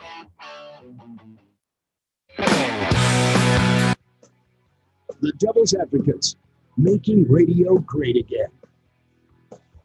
And we are back. Thank you for listening to the Devil's Advocates radio show. You can join this fine program by dialing toll free at 844-967-2789. Dominic, are we going back to the phones? I think we should. Let's do that. Dick from Madison, you are next. You can be after Dick at 844-96-PARTY. Welcome, Dick. What do you got for us? I think I figured out the Christmas tree. Okay, these guys haven't worked right since April. The building's on lockdown, so the general public can't go in. This is to justify their trek down from the Northland, to justify their per diem. I think you're right on the money, Dick. The $118 per day money, that sweet, sweet lawmaker per diem. Some of those guys live on that money. Yeah, so we can come down and look at the Christmas tree that no one else can look at because you guys screwed up from the federal government with Trump to you, Voss, Fitzgerald, and all the Republicans that run this state instead of the governor being able to do what he wanted to do with certain things. But I think that's what it is. It's justifying their per diem. Well, they certainly can't justify the outcomes of the election because their guy lost and they can't face that reality, Dick. At least not publicly. No. That'd be political suicide. But Dick, listen, providing hope, and thanks for the call, man, providing hope with a fake Christmas tree is not a tangible, you can't take it to the bank, right? You can't put food on your table with that. You can't pay a utility bill with the hope that you get from the Christmas tree that was put up by Tittle. It's just not going to happen. If they want to spend, they want to earn their per diem money, perhaps they should get their asses into the assembly and pass some bills that will actually help every citizen of the state, not just the special interests and the corporations. You know, if someone steals that Christmas tree and brings it down to the Devil Radio 92.7 studio, I will make sure it gets auctioned off and the money goes to a good charity. Absolutely. That's a great idea. 844-967-2789. What, the stealing of the tree and bringing it down, or the auctioning off? The auctioning off, yeah. And giving the proceeds to charity. Yes, absolutely. I mean, whose tree is it really? I mean, we really don't even know. It's the people's tree. It is the people's tree. And I think the people would be more than happy to engage in a charity drive for a good cause. You know, I feel like Clark Griswold sort of be careful what you wish for right upon now. Like, like someone's going to come ho, ho, ho, and into the lobby. Santa Claus doesn't come around till tomorrow. He's joining us on the program 4:30 on Tuesday. Chad Spade will join us at 4:30 today, but hopefully some mischievous War on Christmas minion goes out there and steals that tree, and I'll auction it off and I'll give all the money to charity, at least, after I cover my legal fees. You serious, Clark? 844-967-2789. Too far away to steal me a tree, but he's still our friend. L.A. Tom from the leftist coast. Welcome back, Tom. What do you got today? Hey, Tom. Hey, guys. First off, we the people are the government.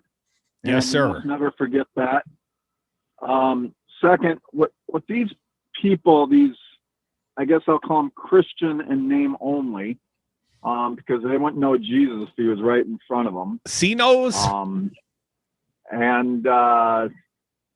would also say that,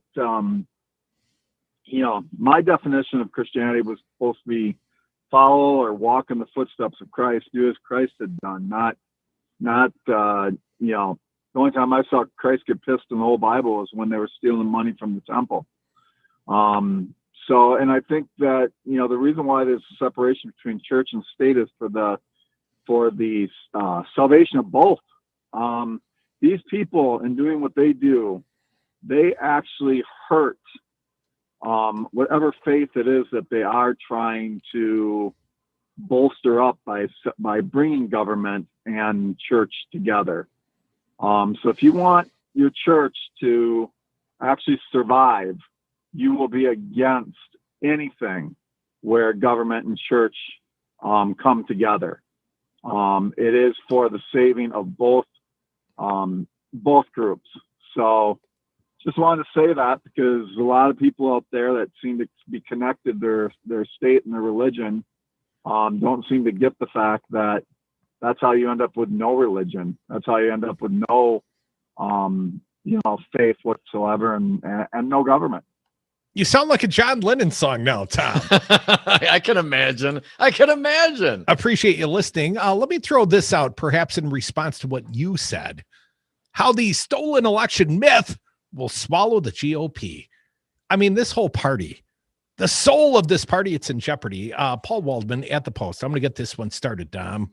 When President Donald Trump refused to acknowledge Joe Biden's victory in the 2020 election, it quickly became clear that the myth of a stolen election would exert a powerful hold over the conservative movement and the Republican Party. Some of us even suggested that it could become the new birther lie, a way for much of the party space to dismiss the incoming president as illegitimate. But now it looks like it's going to be even worse. Trump's legal and public relations campaign to overturn the election is simultaneously dangerous and pathetic, made up of farcical pratfalls and appalling authoritarian moves. But its ultimate failure will not weaken the stolen election myth's grip on the GOP, and we'll be feeling the effects for years to come. The battleground states have certified their results, and Joe Biden won handily 306 to 232 in the Electoral College, and by more than 7 million votes. And despite all their efforts, Republicans have been unable to find any real evidence of fraud, let alone the massive conspiracy involving thousands of accomplices across the country that would have been required to steal the election. Well, these Republicans, they just need a good story to believe in, be it Jesus or this Christmas miracle that somehow Donald Trump was reelected president. You just need a special session in Georgia or some home cooking in Pennsylvania or Michigan or Wisconsin or somewhere, God willing, Donald Trump will be the president once again. Come back with us. More Devil's Advocates on the other side. More of your calls as well. 844-967-2789.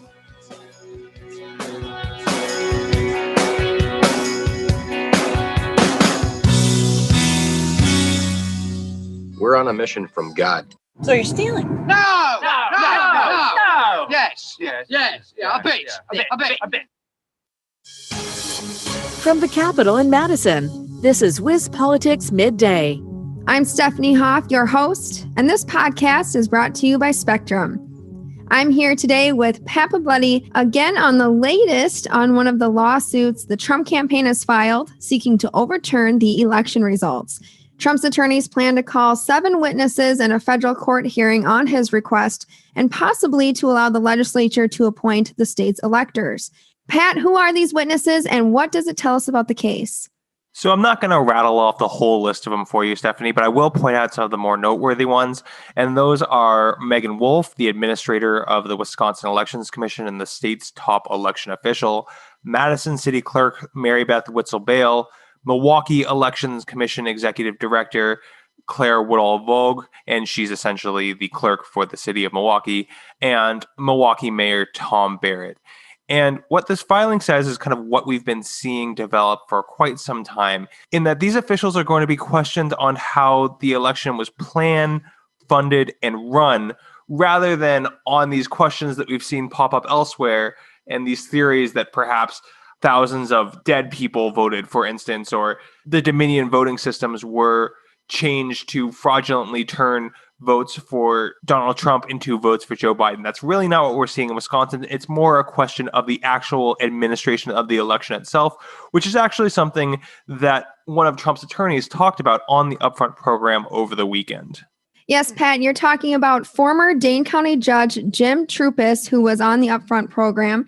He said that state election officials and some local clerks willfully determined that they would not follow state law in administering the November 3rd election. Yeah, that's right, Stephanie. And essentially the argument that Trupis is making here is that because these officials, in his own words, and like you said, willfully determined they weren't going to follow state law, that essentially means that lots of voters, including himself, committed fraud in casting their ballots, not through any fault of their own, but through fault of election officials themselves. And what this really comes down to is, in his argument at least, the determination on the legality of different forms of absentee voting. So I'll actually kick it over to him here for a little bit more of an explainer as to what his argument is. The Wisconsin law is very different than maybe some other places.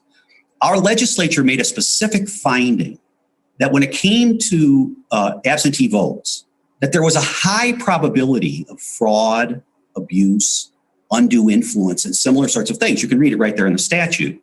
And that as a consequence of that, and knowing that it would be very difficult later to say, Joe was good, Fred wasn't, this ballot was good, this ballot wasn't, that there's a presumption in the statute that if you don't follow the statute, you've effectively committed fraud. So while we call this improper, illegal, mistakes, and what have you, the statute actually presumes, as it should, that if you don't follow the rules, that those votes ought not be counted. But on the other side of things, Democratic Wisconsin Attorney General Jarchow predicted the Trump lawsuits would be unsuccessful. Yeah, that's right, Stephanie. And the reason that Call says that is because he says it's really tough to go back after the fact and say that we set these rules for the election, this is how it's going to be contested, and subsequently disqualify ballots that were cast under that set of rules. So here's a little bit more from him on that. Once the election has happened and people have voted based on knowing what those rules were at the time, we don't... A progressive voice in rural Wisconsin, WTTN 1580 AM is South Central Wisconsin's home for Devil Radio.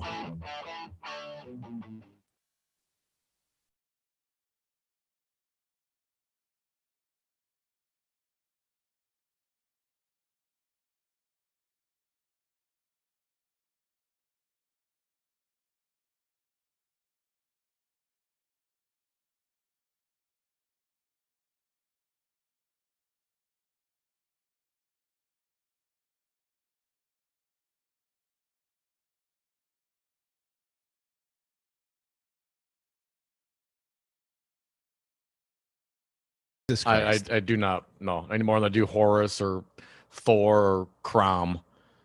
So why do you even bother getting the fake Christmas tree? Tradition, man. Put the presents under it. Again, I recognize the fact that I'm born into this culture, right? And one of my favorite atheist authors, I can't forget I forget his name now, but basically says to the effect,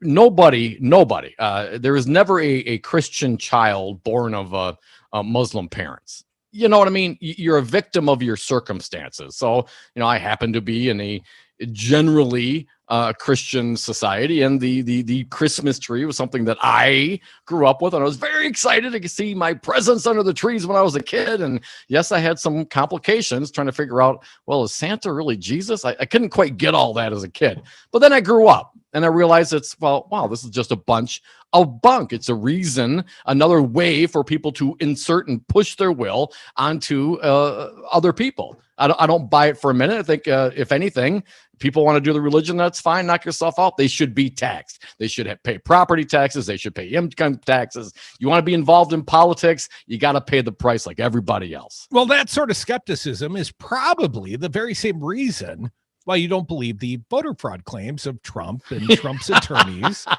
and the entire GOP. Want to get back to this article at the Washington Post.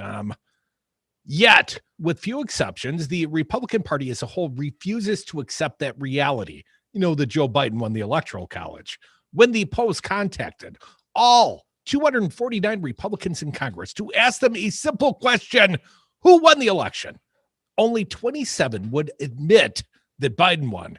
Even more shockingly, only 32 said that if Biden wins majority in the Electoral College, December 14th, they'll accept him as the legitimately elected president.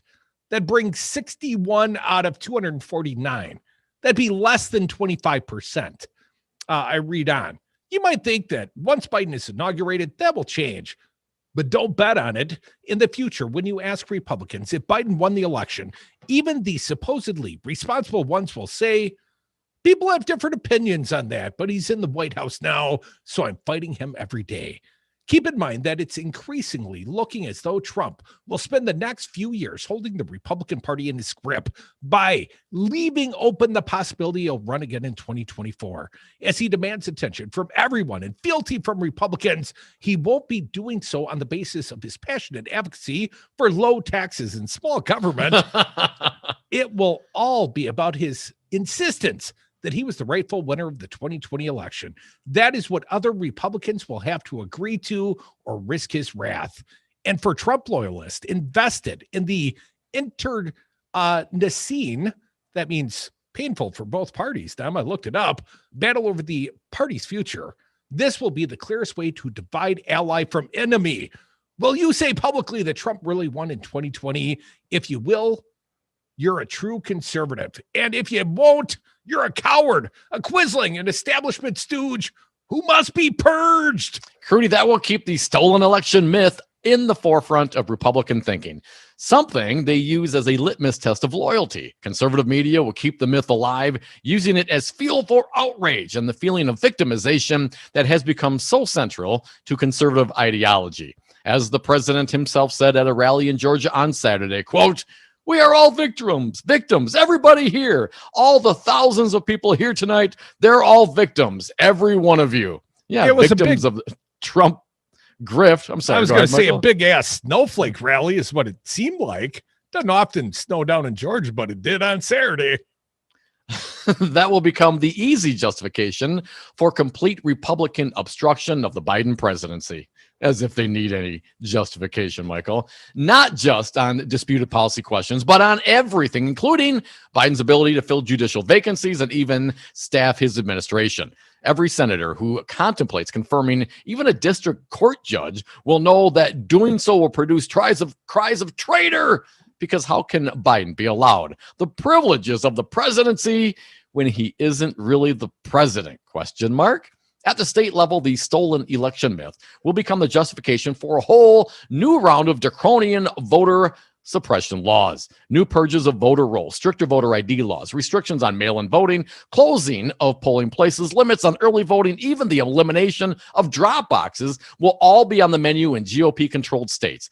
They'll be carefully designed to make sure they fall more heavily on blacks, Latinos, Native populations, young people, students, and anyone else more likely to vote for Democrats. All of it will be justified by saying we can't allow them to steal another election like they did in 2020.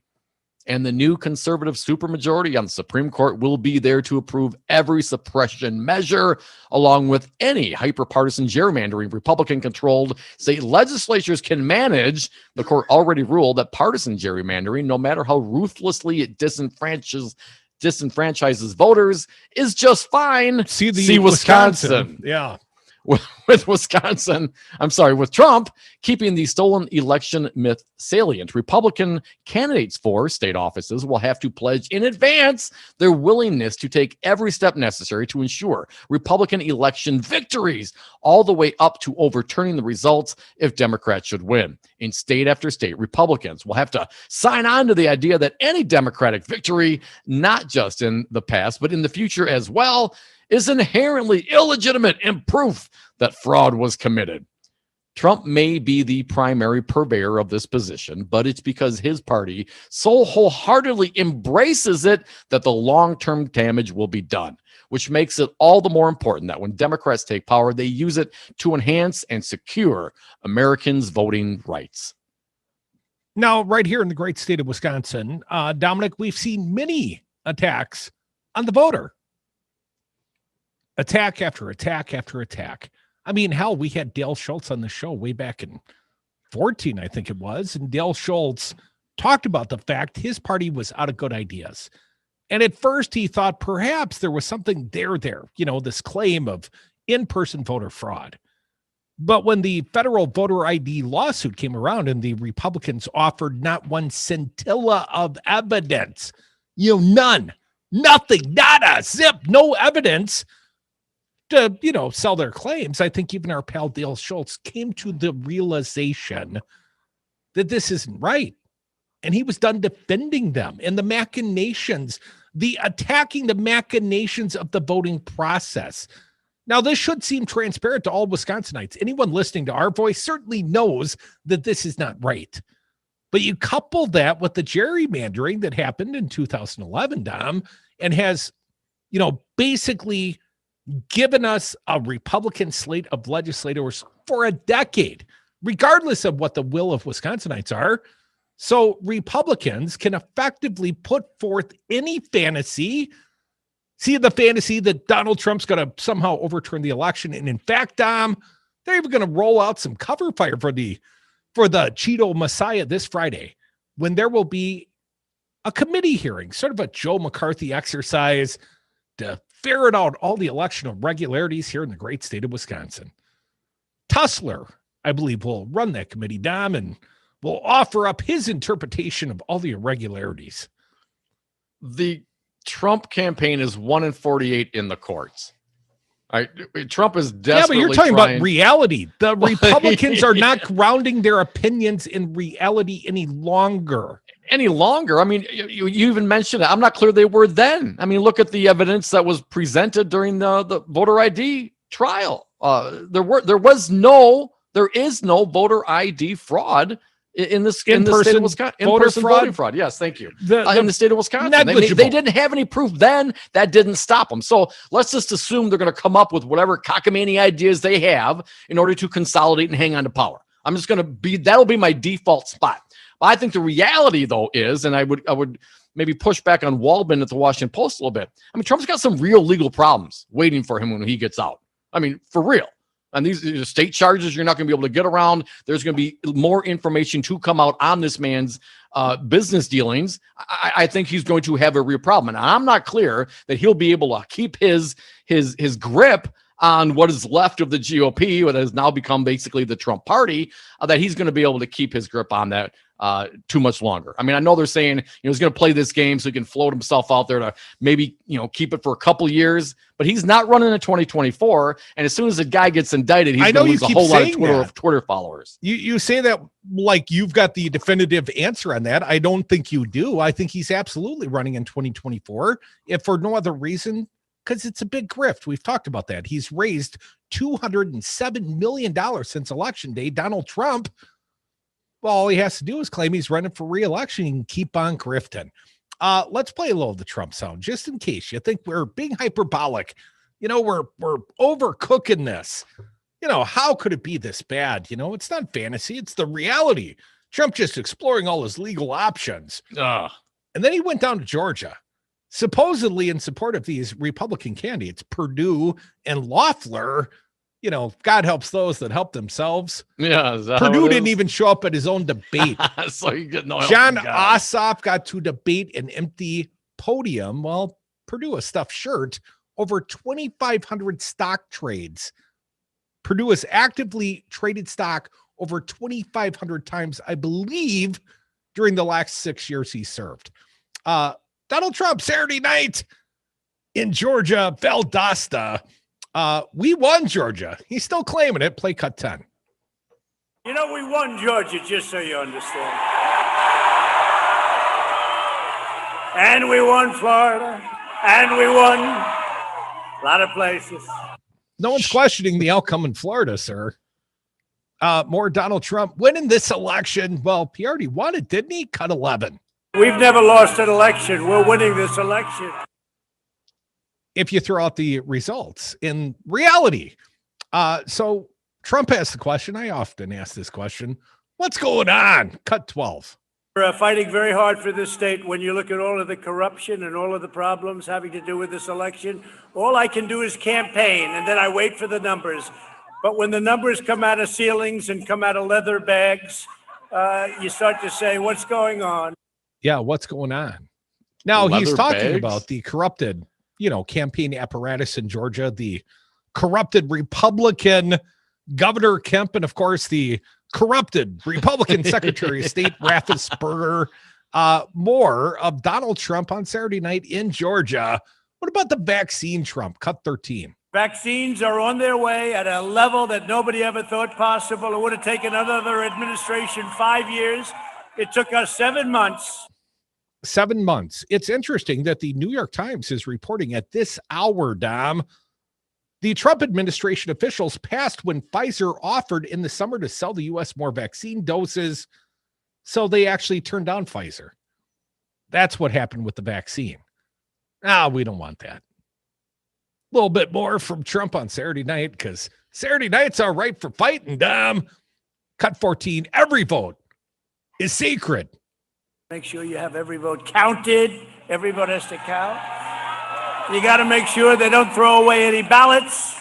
You got to make sure that when they collect the ballots and they start bragging about how many ballots they already have, you got to make sure your Secretary of State knows what the hell he's doing. The Republican, the corrupted one. Then he jumps back to vaccinations and immunity, cut 15. A lot of people already are vaccinated. It's called you caught it and you're immune. I hope it's true. Apparently, I hope it's true. Hey, I won the election. I hope that's true. I'm just going to say random crap up on stage. I hope it's true. How does that differ from any of his prior campaigns? It doesn't. Rallies? It's more of the same. What about the runoff? Wasn't he there in support of the runoff? Who? What? Now, do we have time for this sound? Okay, let's play the runoff sound. It's next. Cut 16. That David Perdue and Kelly Loeffler win the most important congressional runoff probably in American history. I really believe that. It could be the most important runoff in American history, but you don't believe the outcome of the last election either. You're not going to believe it when they lose on January 5th. Come back, more Devils on the other side.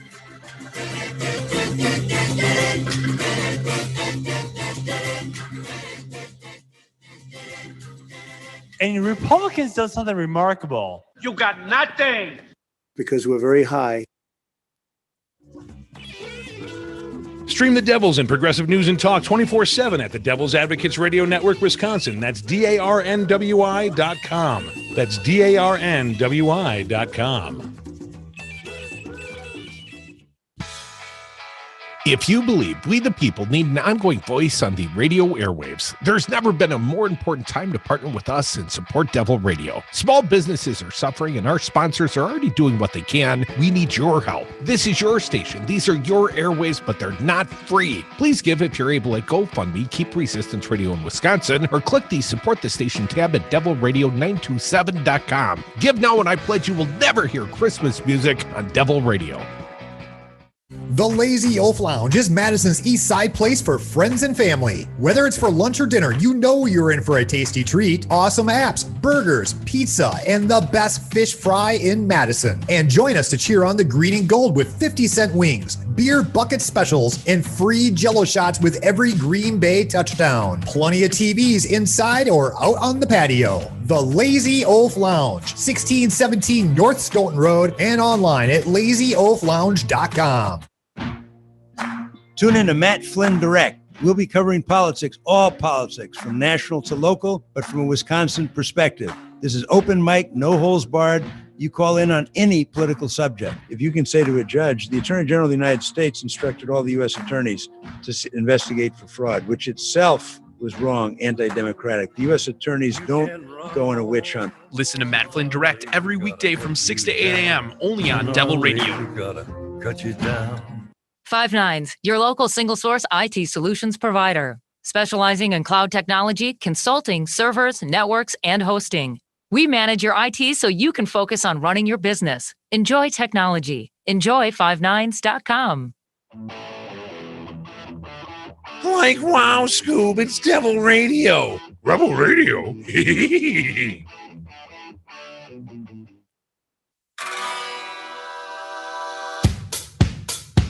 The big and tall of political talk. Dom and Krutz on The Devil's Advocates. And we are back. Thank you for listening to the Devil's Advocates radio show. Join us on the phones at 844-967-2789. So, Dominic, Donald Trump went to Georgia supposedly to help campaign to rally for Loeffler and Perdue. And he brought the candidates to the stage for a total of just under 2 minutes. And, you know, he talked about the most important runoff in history. And then he followed that up with this soundbite. If you would, Fancy Brian, going to need your help. Cut number 17. This will build confidence in the process. Please play it for the people. They cheated and they rigged our presidential election, but we will still win it. We will still win it. We'll still win it. So I wouldn't vote. They're just going to rig the next election. I'd stay home. Trump claiming we won them all. Cut 18. So many of the states, I won every one of them. Every one of these states. And by the way, the swing states that we're all fighting over now, I won them all by a lot. I won them all by a lot. And then there was a star in the East and the three wise men came and, you know, I was the baby there. Sure, I was wearing a diaper and, you know, it's like the Christmas story, Dom. You just got to have faith. Is that what it is? You just keep saying it and hopefully it'll come true? Well, and he appreciates gifts of frankincense and myrrh. 844-967-2789. We'll get to the phones in just a minute. A little bit more. He claims he won them all. And then he backs that up with cut 19. Another consistent answer from Donald Trump. Please play it. If I lost, I'd be a very gracious loser. If Loser. I lost, I would say I lost. And I'd go to Florida and I'd take it easy and I'd go around and I'd say I did a good job. Yeah, that I'm sure of that. You can still do that. The Mar-a-Lago resort in Florida, where Trump would like to make his post-presidency residence. Yeah. He signed a lease with the community of Palm Springs. He cannot reside at that residence for more than 7 days sequentially. So you got to hit the road 1 day out of 7? No, like for the year. I mean, he has got a very limiting lease. Now, I don't know if they're going to try to evict the man from his own property, but legally, Trump cannot move into Mar-a-Lago per the lease he signed with the community of Palm Beach. Because it was a private residence. They took the private residence. They sought permission from the community of Palm Beach to turn it into some sort of, you know, rich man's club, right? And they said, okay, you can do that, but then it's no longer a private residence and you may not reside there. So that's going to be a little trick bag for the fella. But, you know, he probably won, Dom. And if he lost, he'd tell us. He'd be very gracious. He would be very gracious. Cut 21, but, you know, he can't accept defeat. Cut 21. You can't ever accept when they steal and rig and rob. Can't accept it. You know, listen, if there was any evidence of that, you're 1 in 48, you freaking morons, you people, you COVID spreaders. What's wrong with you? Where is the evidence? If this is the case, then why is he 1 in 48? Why are Republican state officials saying, no, this isn't the case? At some point, everybody's against Donald Trump except Trump and his supporters. Well, yeah, that's right, because we had an election and not everybody voted for your guy. In fact, more people voted for the other guy. That's why you lost. Like 7 million more people. Let's play a little bit more of Trump, a little broccoli before Christmas. We've barely done this of late. Cut 22, the presidency and the Senate. Can he do both? Cut 22. We can fight for the presidency and fight to elect our two great senators, and we can do it at the same time. Well, he's multi-talented, apparently, Dom. Cut 23, he's going to find a way to win post-election. We will only win. We're going to win. We always win. Somehow we find a way to win. Until this time, when you lost, more of Trump. He won back the White House. Cut 24. The next great victory for our movement begins right here on January 5th, and then we are going to win back the White House. We're going to win it back. He must mean in 2024, Dom. And one last one. If he could turn back time, cut 25. A friend of mine said, "Oh, don't worry about it, sir. You're way up in the polls. You'll win in 2024. I said, "I don't want to wait till 2024. I want to go back 3 weeks." I want to go back 3 weeks when I still thought I was going to win the presidency before reality set in, or didn't. 844-967-2789. Going back to the phones. Jack from Merrimack, welcome back. What do you got? Hey, Jack. Hey, the lies and the static just keep coming. You know, I apologize for Friday. I get so frustrated with this garbage that sometimes I have trouble putting my thoughts together. But we all have that problem, Jack. My thoughts about this Christmas tree stuff. These guys could be back in the state legislature, either virtual or real, since they're Republicans. They don't believe in this, of course, they could actually meet. And they could take that $1.2 billion and they could say, hey, we're going to have to close down the bars, and we're going to have to close down the athletic clubs, and we're going to have to close down the hairdressers. And here is some money for every single one of those businesses. $1.2 billion, that's enough to actually do some good. Instead, what are they doing? Nothing. Well, Jack, they're giving you hope by putting up the Christmas tree. Doesn't that make you feel better? Yeah, all my hopes and prayers. You got it. Jack, appreciate the call and your listenership. 844-967-2789. Now, Dom, you've invited a Republican former state rep to join us here in the 4 o'clock happy hour. Now, he's no longer in elective office, so can he face reality, or is this going to be a brutal conversation? We're going to find out. You know, some of our audience have been asking, where the conservatives been? And I think it's a great question. Ron Johnson, well, he's too busy having anti-vaxxers up at the HISGAT committee, so he hasn't been around lately.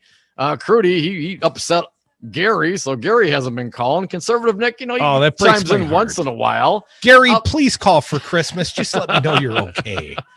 It's a Christmas miracle. So we want to have some conservatives. And I don't know, I saw Adam Jarchow, former state rep and a current practicing attorney here in the state of Wisconsin, a Republican. Saw him out, on the Twitter streams recently and a little back and forth. And so, yeah, he's gonna join us. And since he's no longer in office, I expect he'd probably be very forthcoming as to how he thinks. But I have no idea. Never talked to the man.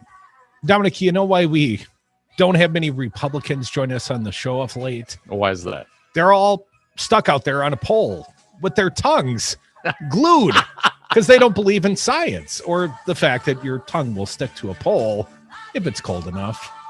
Maybe it's not that cold. Maybe we'll have some other fine Republicans other than Adam Jarchow, practicing attorney, former state rep, our fine guest to start the 4 o'clock happy hour. If we could turn back time, why would we want to do that? Other than the fact we were sexier when we were younger.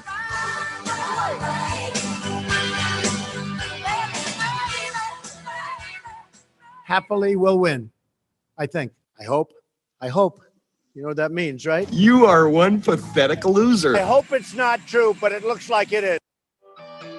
Are you a small business owner or professional that would like to be featured in your own weekly Ask the Expert radio segment or show on Devil Radio? Let us help you in your business team with our broadcast professionals to create the right show or segment, setting you apart as the go-to professional and as an expert in your field. All shows and sponsored segments are podcasted. It will be professional broadcast quality. Packages from $395. Call Devil Radio today at 608-819-TALK. Stream the Devils and progressive news and talk 24/7 at the Devil's Advocates Radio Network, Wisconsin. That's DARNWI.com. That's DARNWI.com. Madison, you say what? Each weeknight from 5 to 6, don't miss out on a single day of the Earl Ingram Show right here on Devil Radio 92.7 FM, 1580 AM. You are listening to WTTN 1580 AM Columbus and W224 EG 92.7 FM Madison. Always streaming at Talk 92.7 FM. AP News. I'm Ed Donahue. Dr. Anthony Fauci says the impact of the coronavirus has not been felt yet as a result of Thanksgiving travel. He's urging Americans not to travel over the upcoming holidays and have gatherings of no more than 10 people. Without substantial mitigation, the middle of January can be a really dark time for us. Most of California is under new coronavirus restrictions. Governor Gavin Newsom says the goal is to get the virus under control. Just a few weeks ago, we had shy of 6,000 COVID-19 positive patients in our hospital system, now over 10,000, just like that, 72% increase. In New York City, 850 school buildings reopening today in New York City, 850 places where there's joy and there's hope again because kids are back in school. Schools had closed last month in New York. The Trump administration is aiming to instill public confidence as well as claim major credit for the forthcoming coronavirus vaccines with the White House summit tomorrow. He's not giving any evidence, but President Trump said it again. It was a rigged election. You look at the different states, the election was totally rigged. In Georgia, Secretary of State Brad Raffensperger recertified election results. Again, Joe Biden won in Georgia. Whether it is the President of the United States or a failed gubernatorial candidate, disinformation regarding election administration should be condemned and rejected. Servicemen and women and National Park Service officials were at Pearl Harbor in Hawaii to remember those killed in the attack there in 1941. But elderly survivors stayed home to avoid health risks from the coronavirus pandemic. The Supreme Court declined to take up an appeal from parents in Oregon who want to prevent transgender students from using locker rooms and bathrooms of the gender with which they identify, rather than the sex assigned at birth. This is AP News. Hey y'all, it's your girl Cheryl Underwood, and as you know, I'm a huge fan of Metamucil, and I have some news to share. Metamucil now has a delicious fiber gummy made by the #1 doctor-recommended fiber supplement brand. These gummies are a convenient way to get more fiber. That's because Metamucil fiber gummies are made with an exclusive blend of prebiotic plant-based fibers that give you 5 grams of fiber in each serving. I want you to promote your digestive health by trying new Metamucil gummies today. Diabetes, high blood pressure, anxiety meds, everyone's on them. If you're a 50-year-old male, maybe a bit beefy, or even with type 2 diabetes, $1 million of term insurance may only cost you about $200 a month. Affordable term life insurance is out there. Call Term Provider and speak with Big Lou at 800-481-1458, 800-481-1458, or visit biglou.com. Remember, Big Lou's like you. He's on meds too. There are everyday actions to help prevent the spread of respiratory diseases. Wash your hands. Avoid close contact with people who are sick. Avoid touching your eyes, nose, and mouth. Stay home when you are sick. Cover your cough or sneeze. Clean and disinfect frequently touched objects with household cleaning spray. For more information, visit cdc.gov/COVID-19. This message brought to you by the National Association of Broadcasters and this station. Stream the Devils and progressive news and talk 24/7 at the Devil's Advocates Radio Network, Wisconsin. That's DARNWI.com. That's DARNWI.com. I'm Alan Robinson. host of Mr. Robinson's Neighborhood. I am from this city, and I am in these streets, speaking truth to power Monday through Friday about your issues. Join me from 6 to 7 p.m. on Devil Radio. Maybe you need a more muscular voice on talk radio. Maybe you need Matt Flynn Direct. Attention to the clowns of the authoritarian left. We are fighting QAnon. We are fighting the Republican Party. You are not going to knife us from the side and say we're going to attack it from the left. Do you understand? This is the Democratic Party, not a socialist party, not some authoritarian left party. Listen to Matt Flynn Direct every weekday from 6 to 8 a.m. only on Devil Radio. Gotta cut you down. Hey folks, Jimmy K here from Hotel K Pet Sitting and Dog Walking. Hotel K is your pet's new best friend, offering dog walks, cat care visits, and professional house sitting in the greater Madison area. Our pet sitters are experienced, dependable, and offer you peace of mind while you're away. Schedule now at freebellyrubs.com. freebellyrubs.com. Hotel K Pet Sitting and Dog Walking. freebellyrubs.com.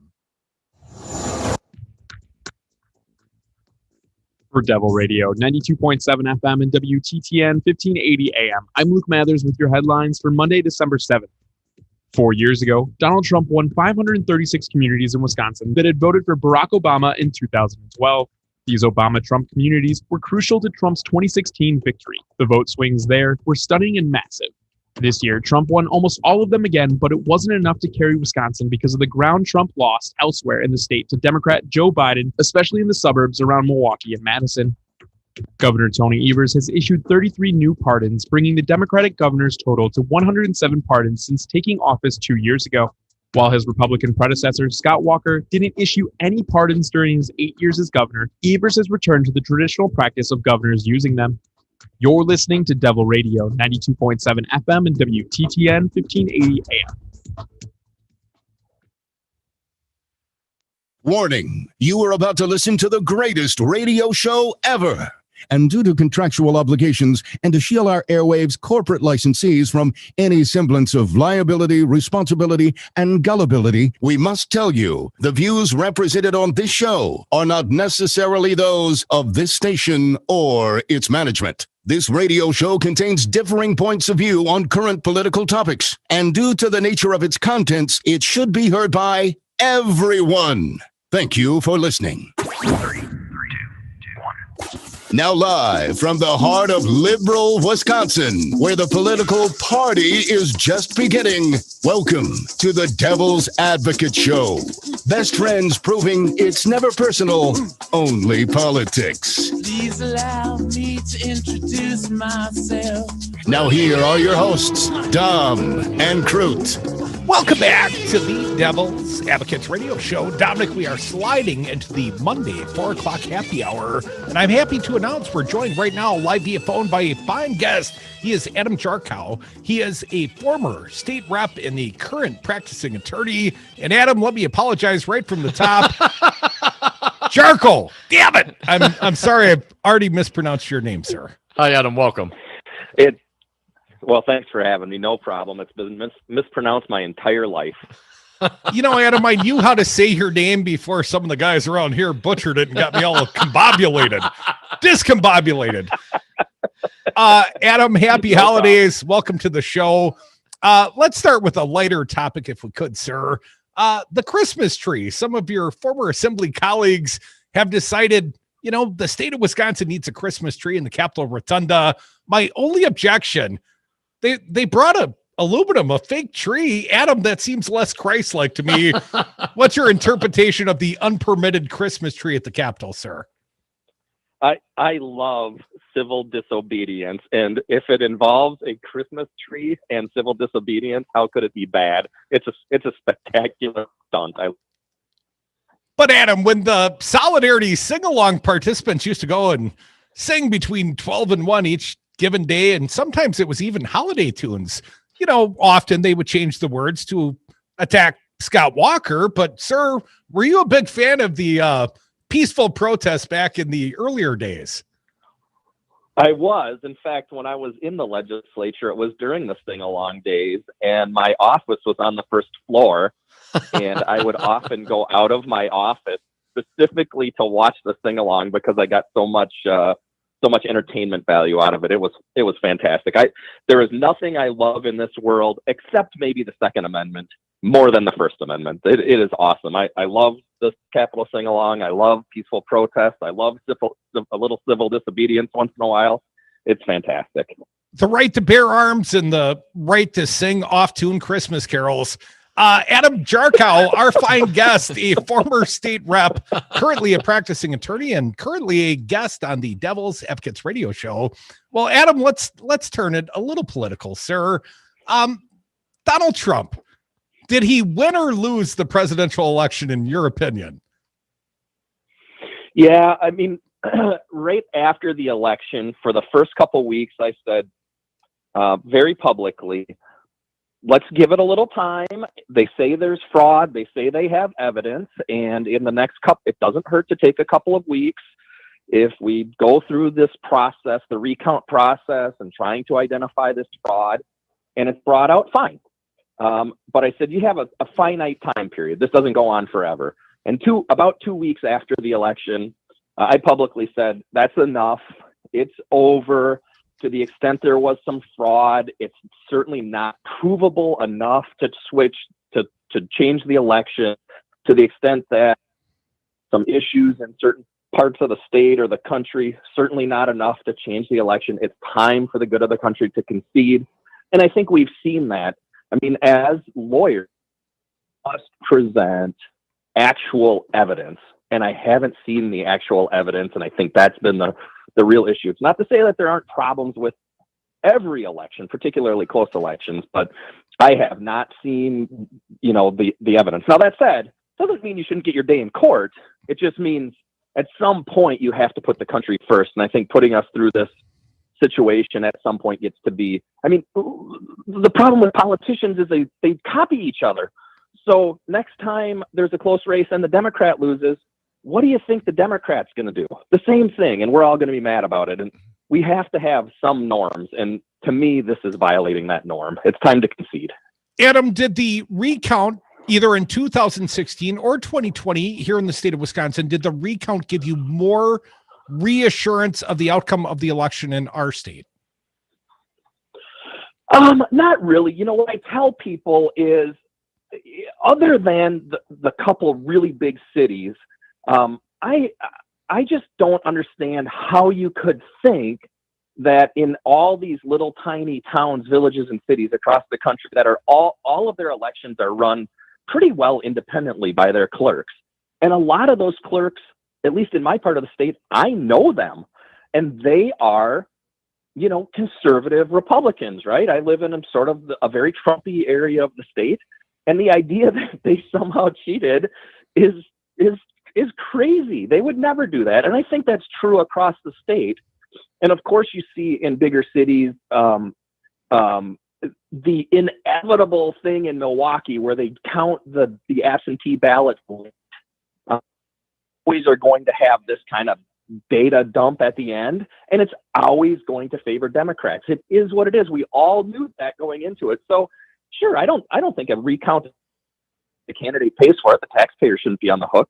But I have pretty decent faith in what goes on in our elections. Actually, our local clerks do mostly a really good job. Folks, you're listening to the Devil's Advocates radio show. Adam Jarchow, a former Republican Wisconsin state legislator and current practicing attorney, joins us on the phone. Adam, a pleasure. Thank you for joining us. We do appreciate it. So are you telling Republicans that this is your former colleagues? I'm sure you still, talk to the circles, Adam. Are you suggesting that they just accept this and move on? Because my understanding, there's going to be some sort of hearing here in the state of Wisconsin to look at our election process. Do you think that's wise? Do you think there's other things they could be working on? Yeah, I think it's fine. I don't have any issue with them having hearings. I don't think it hurts a thing. I like it when they're distracted by things like this, because then they're not spending my money on silly programs that are costly. So the more useless hearings they can hold, the better. Okay, Adam.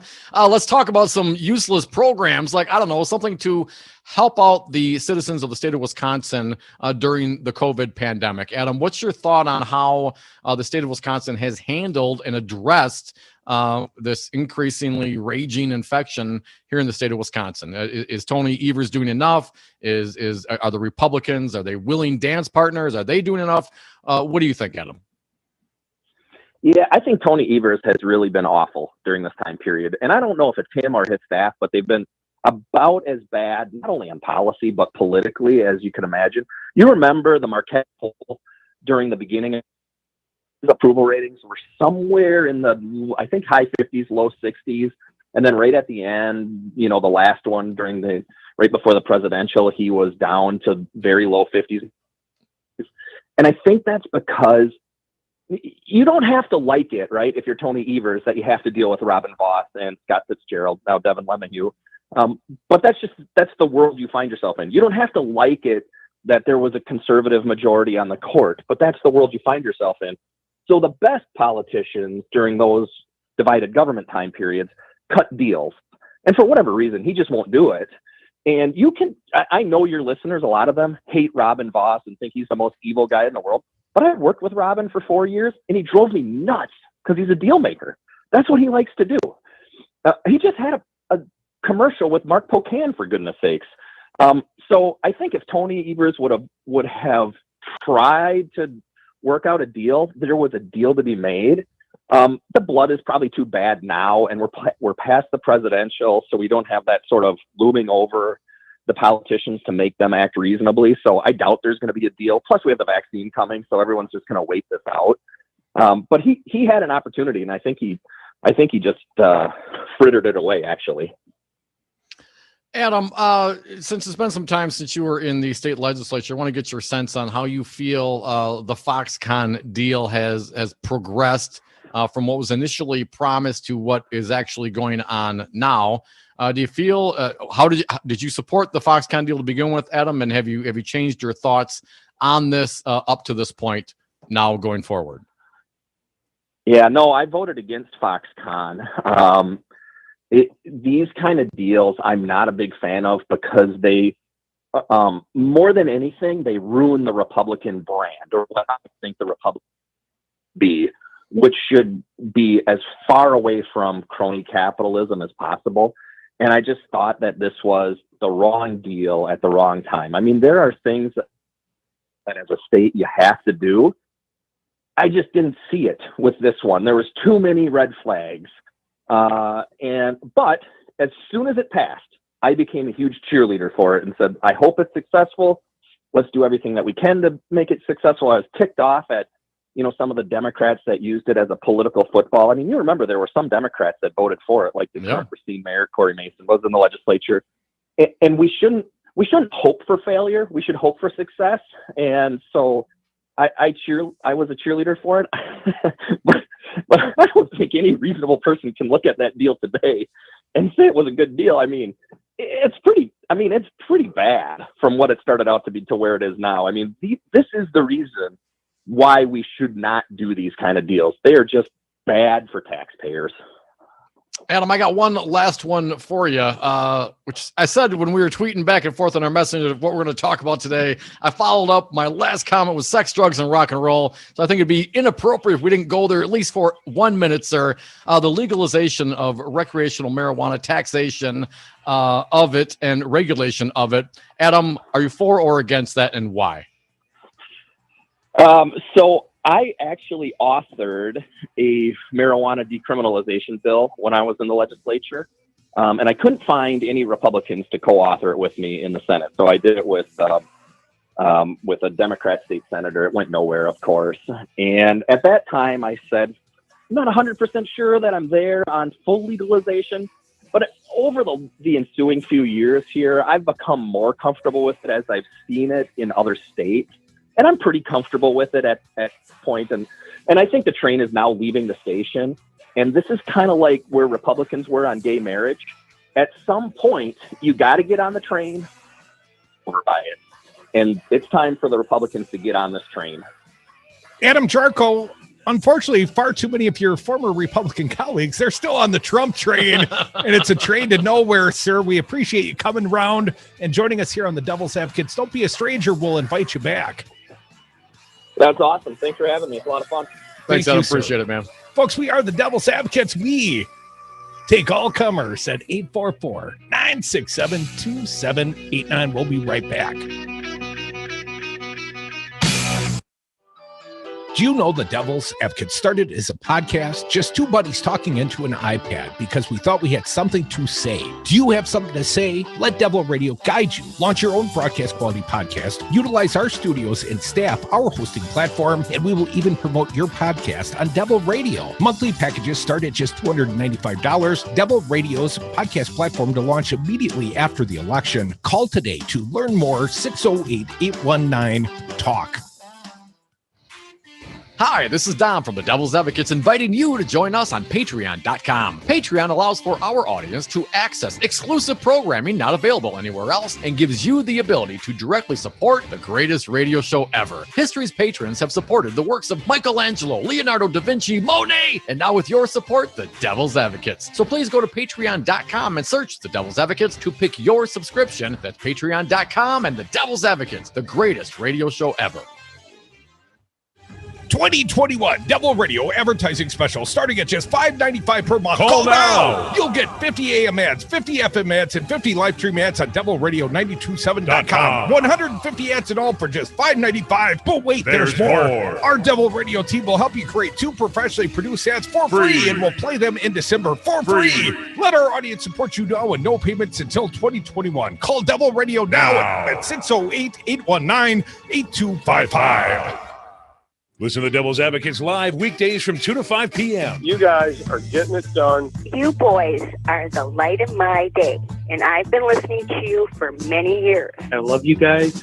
You're the greatest thing that has happened to Wisconsin radio. If it wasn't for your radio program and getting out the vote, who knows? I got to give you guys so many props. I'm pretty sure your guys' radio station had a direct impact on that.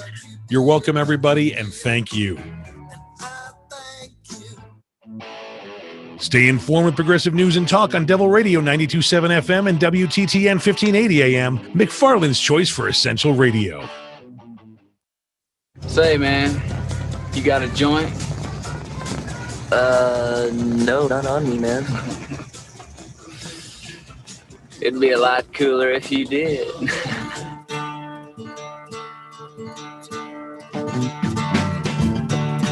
The Devil's Advocates, because it's always 420 somewhere.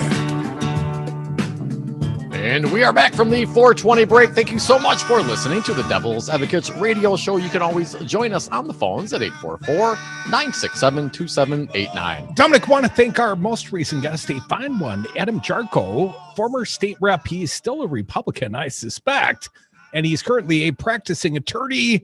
At least there's some grounding in reality there.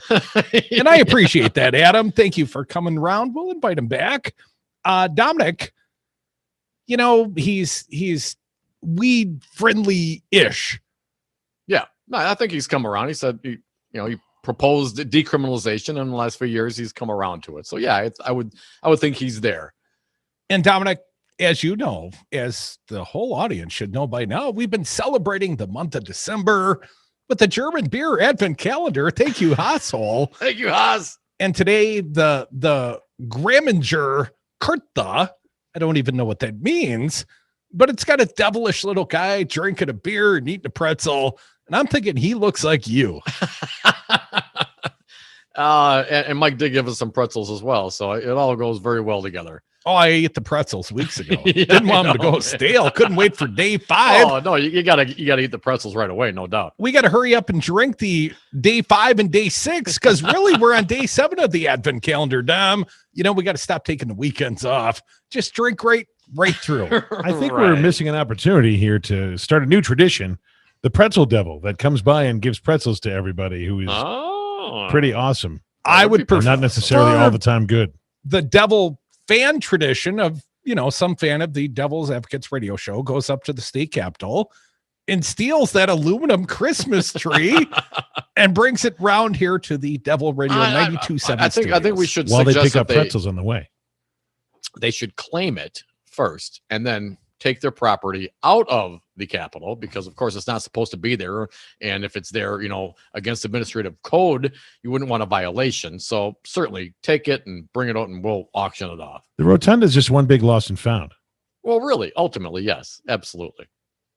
Well, I'm not sure if, I know I threatened I'd auction it off and give the money to a good cause, but maybe I'd be Trump-like. I'd give it to the Crudy Foundation for betterment of Crudy. Real quick, our pal, Bruce Murphy, urbanmilwaukee.com. Talking about the budget, I believe Joe from Madison brought up the topic.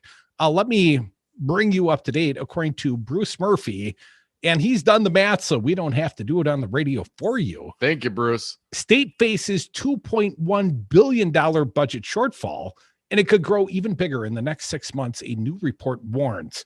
So this sounds a little closer to accurate. Hell, Scott Walker, if you ask him, he fixed a $3.6 billion budget deficit. So this should be a walk in the park for Evers. Dominic, the report by the nonpartisan Wisconsin Policy Forum refers to the coming storm and notes the challenges Governor Tony Evers faces in planning his next budget. They include slowing state tax collections and the spending pressures created by an ongoing pandemic and increased demand for social services, all of which adds up to a lot of red ink, a projected shortfall of $2.059 billion for the 21-23 biannual budget. That is the largest in years, the report notes.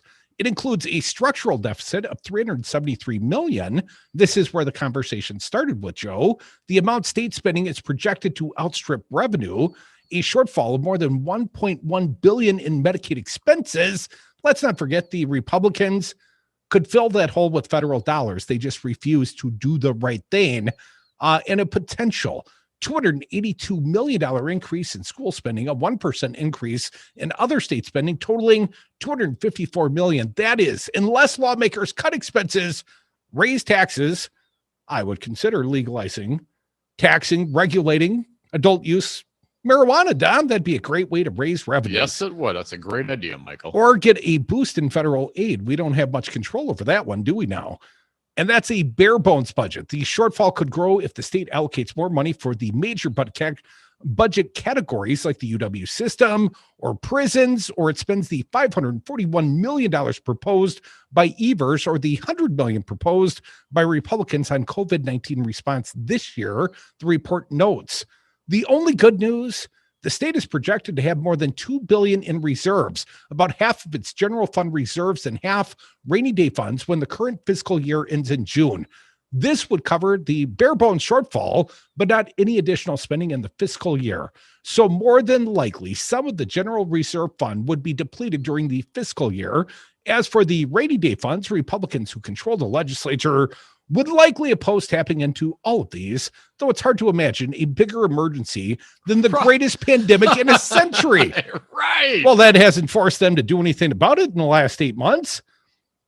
The forum's projections are just that and cannot accurately predict the impact of COVID-19 contagion.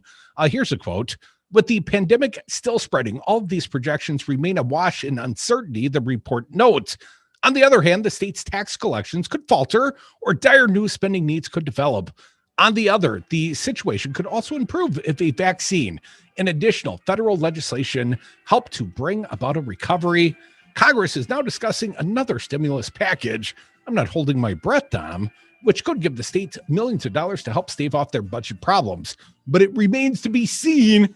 We'll see whether such legislation will pass a divided Congress and what it will include.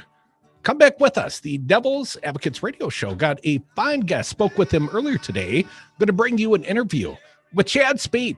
Chad's Design Build, a fine sponsor of this radio station. Always great when we can catch up with one of our fine sponsors. And don't forget, on tomorrow's big show, Santa Claus. Santa? 24 hours from now, we're bringing Santa right down here. I'm going to sit on his lap. I'm going to tell him I've been a good boy. And you haven't, though. And please bring me presents and not coal anymore.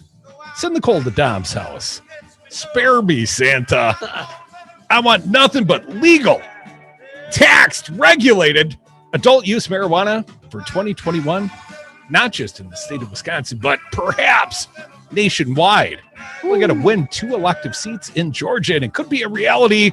Come back with us. A fine interview with Chad Spade. I know I already did it.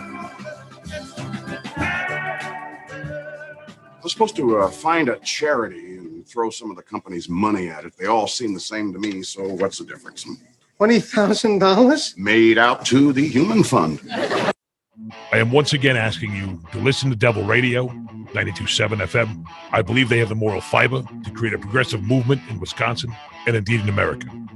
Wash your hands, avoid sick people, and touching your face. There are everyday actions to help prevent the spread of respiratory diseases. Visit cdc.gov/COVID-19. Brought to you by the National Association of Broadcasters and this station.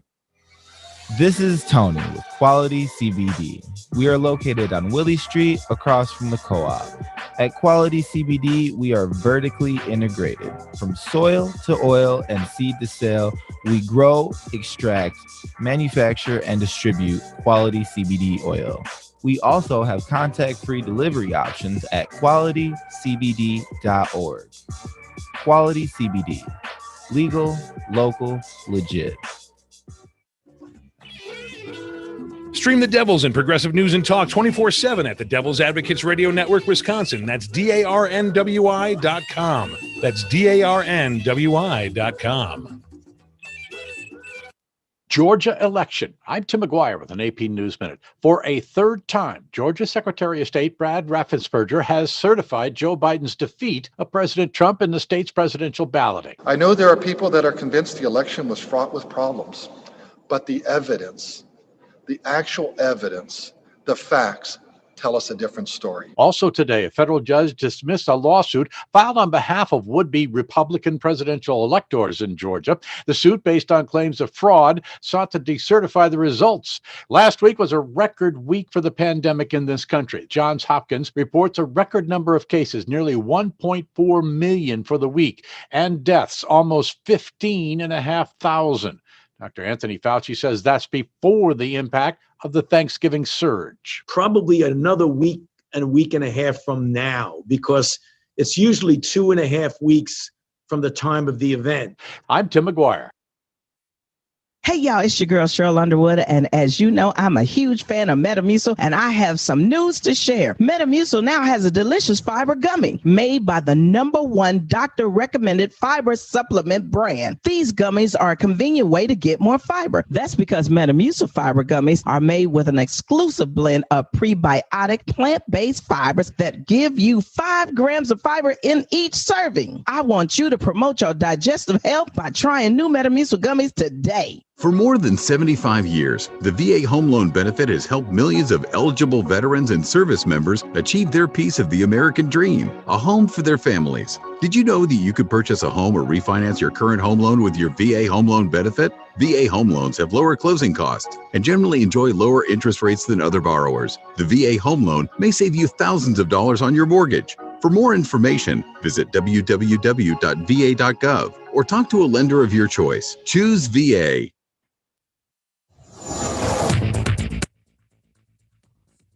For Devil Radio, 92.7 FM and WTTN 1580 AM, I'm Luke Mathers with your headlines for Monday, December 7th. The state health department reported another 77 people died from COVID-19 on Saturday, bringing the 7-day death average to 60 deaths a day, a record high since the beginning of the pandemic earlier this year. The previous 7-day death average was 55 and was recorded on November 25th. As of Saturday, the Wisconsin Department of Health Services says the state's cumulative death toll is 3,702. The 7-day average for new cases dropped slightly from 4,103 to 4,074. That average had increased Friday after dropping for 4 consecutive days. Forecast of partly cloudy skies for the area today, high of 38 degrees, low of 24 degrees. You're listening to Devil Radio, 92.7 FM and WTTN 1580 AM.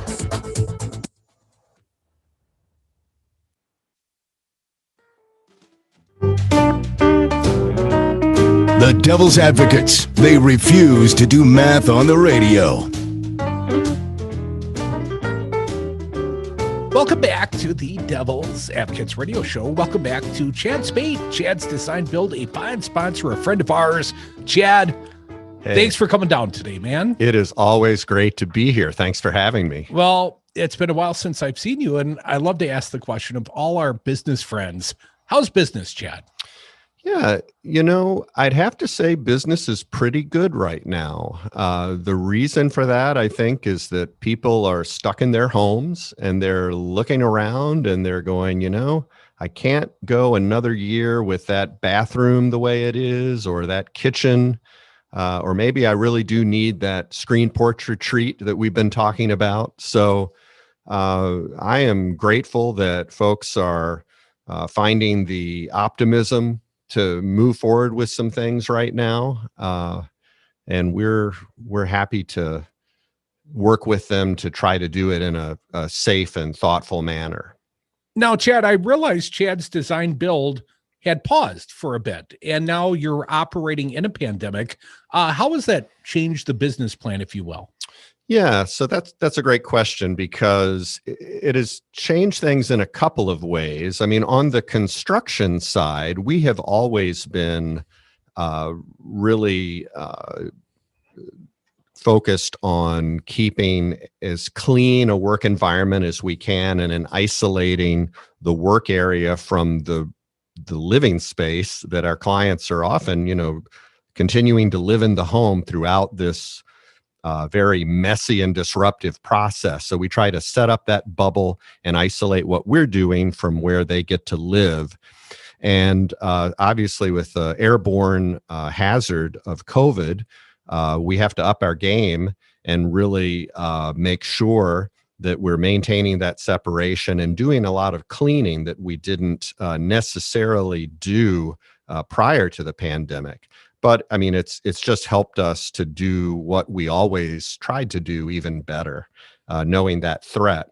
I would also say on the front end, it's probably had a bigger impact. When someone calls in, typically, once we have a phone conversation, I will go out to their home and visit to see the project. And now almost every time we're setting up a phone call instead to have a more extensive conversation about the project. A lot of times we'll do a Zoom call so that we can see each other. Now, I'm actually finding that it's more fulfilling to see the expression on someone's face over a computer as opposed to being at their home with a mask on and feeling a little nervous and a little hesitant. Mm-hmm. It's a more relaxed reality to be there on the other side of a screen. So, and then we do a lot of careful planning with our project development team, and they are doing more of those meetings through Zoom as well.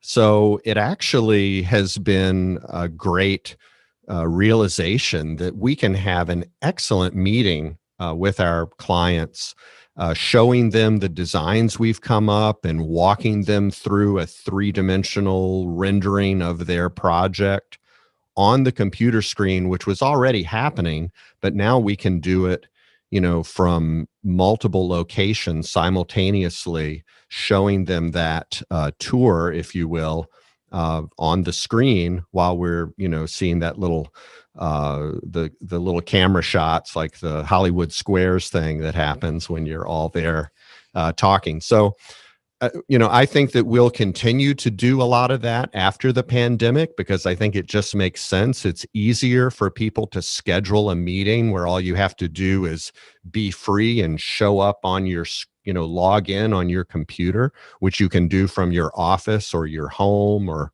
wherever. You can, one day when we get to go on vacations again, you might be able to do that from vacation. So, it's a good thing. Folks, our fine guest, Chad Spade from Chad's Design Build, a fine sponsor of this program and this fine radio station.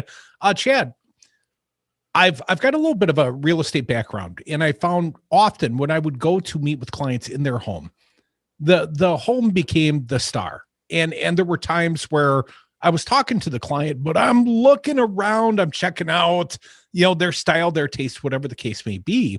Do you find that this pandemic age allows you more time to focus on the human element, not just the real estate or the project, if you will? That's a great question. And that I would have to say that in some respects, that's one of the limiting things to our new reality, because certainly every project we do is a unique custom project for our client, and the client's taste and their personality, all of that have an impact on the ultimate project that we create with them. And so it's hard to get a feel for some of that when you're not in their home, because the work we do will be in their home. Yeah. So being in the home, I mean, it has its advantages, certainly. But you're right that we are more focused on them as a result of this. We're not as distracted by some of those things, perhaps. Sure. They will be things, though, that we want to take into account as we plan for the project. And of course, we are eventually going to spend some time in their home, documenting what's there and understanding what are the opportunities and the obstacles to whatever improvement they're envisioning to a given space. So it's a great question. It's one of those things we've had to adapt to.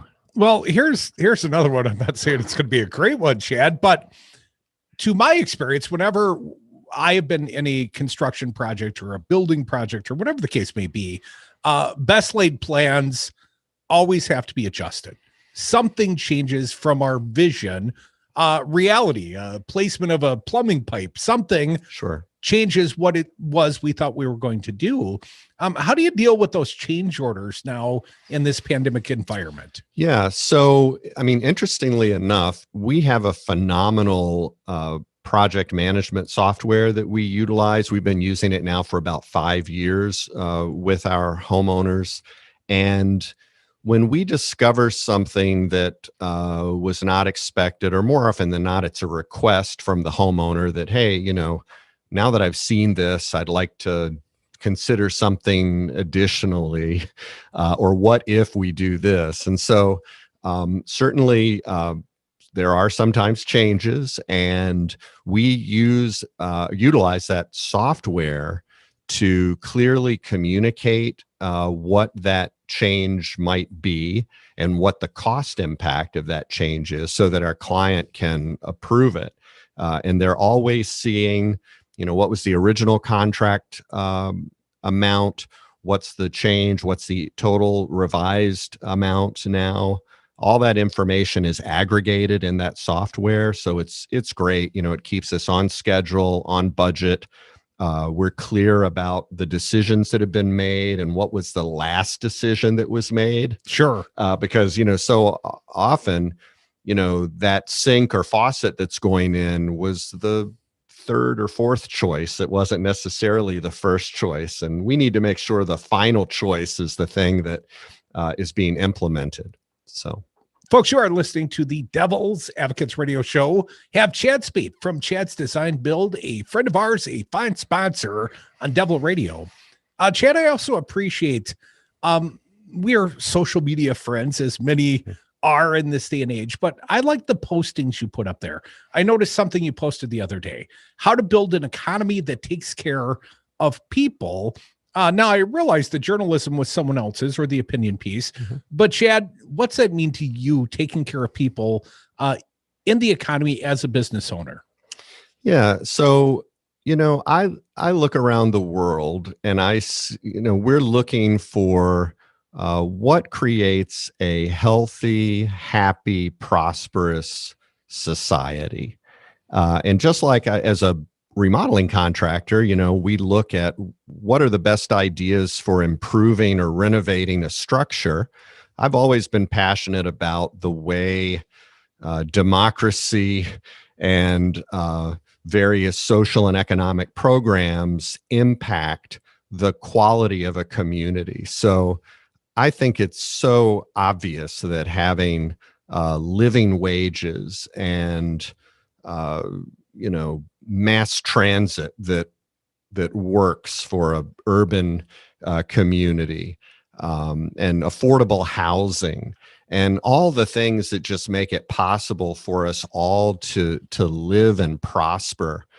These are things that obviously, to me, create the best places to live. And in the United States, so often we've, in the last 80 years, had the benefit of maybe prospering enough as a society that we ignore some of these things to our detriment. And now that the haves are fewer and fewer, it's becoming more and more painful to keep doing business as usual. So I look forward to a time when we are focused on, making sure that every person has their basic needs met, so that we can all live in a better place.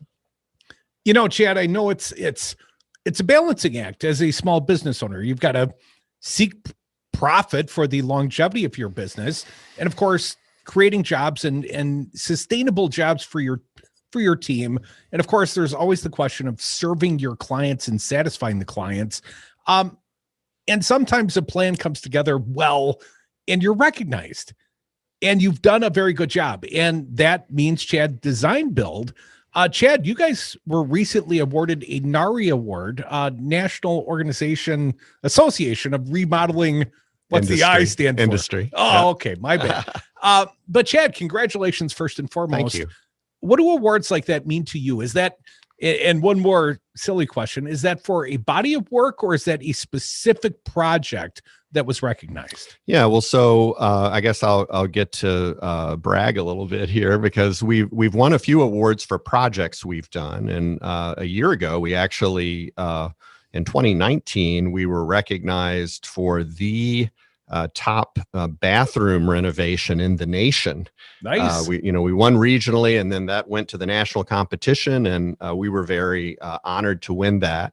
And we did win another award locally here this year for another bathroom project that we submitted.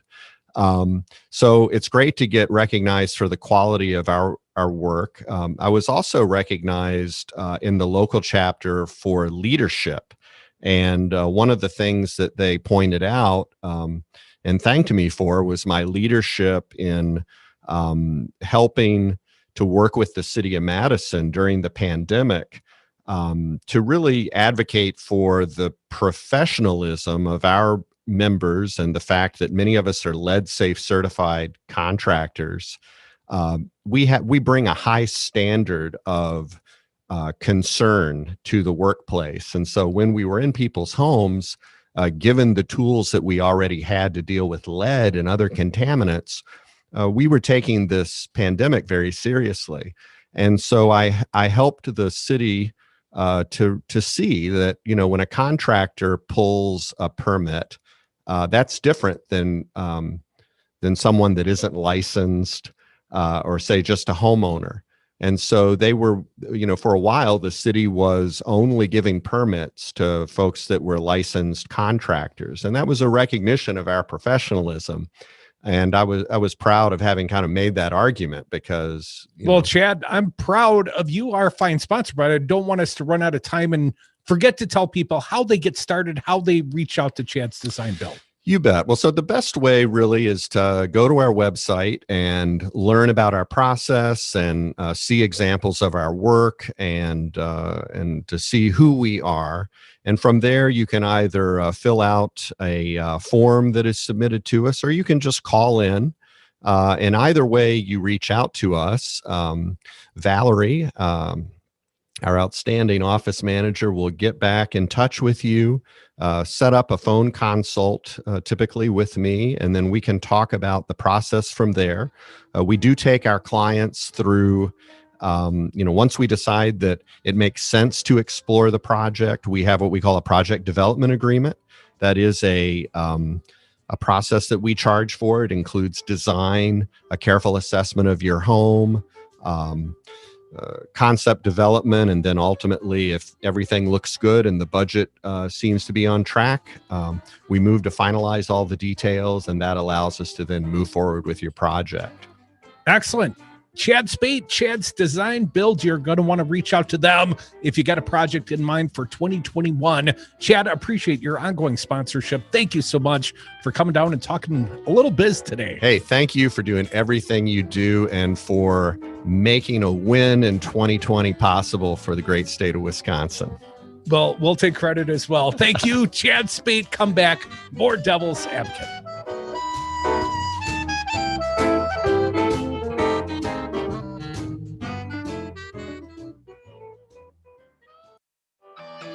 Are you a small business owner or professional that would like to be featured in your own weekly Ask the Expert radio segment or show on Devil Radio? Let us help you in your business team with our broadcast professionals to create the right show or segment, setting you apart as the go-to professional and as an expert in your field. All shows and sponsored segments are podcasted. It will be professional broadcast quality. Packages from $395. Call Devil Radio today at 608-819-TALK. Pat Slattery here, owner of Slattery's Automotive Service in Verona. Pat is someone who appreciates a smooth ride when going back and forth between Madison and Milwaukee. I know how important it is to keep my ride tuned up regularly, but I don't trust servicing my baby just anywhere. You need to come and visit me in Verona. I can take care of the repairs and maintenance on your vehicle. How can I schedule an appointment? Give my shop a call at 608-848-6123 or Google Slattery's Automotive Service online. My life's mission was to defeat Donald Trump and turn Wisconsin blue. Mission accomplished, but the battle has only just begun. Devil Radio and WTTN 1580 AM have continued broadcasting the truth, persevering through the pandemic, supporting public health professionals, and turning out the vote in Madison and Dane County in record numbers. Can you help us survive and thrive for the battles to come? Please consider giving a contribution at GoFundMe. Keep Resistance Radio in Wisconsin. Every dollar helps us continue and makes us stronger. I'm Alan Robinson, host of Mr. Robinson's Neighborhood. I am from this city, and I am in these streets, speaking truth to power Monday through Friday about your issues. Join me from 6 to 7 p.m. on Devil Radio. Join me, Stephanie Miller, and the entire Sexy Liberal Resistance every morning from 8 to 11 for the Stephanie Miller Show right here on 92.7 FM and WTTN 1580 AM. Listen live Monday through Friday on Devil Radio, Wisconsin's home for progressive news talk radio. Friends don't let friends spread fake news. Make sure to follow Devil Radio on Facebook and Twitter and stay up to date with the most important stories of the day.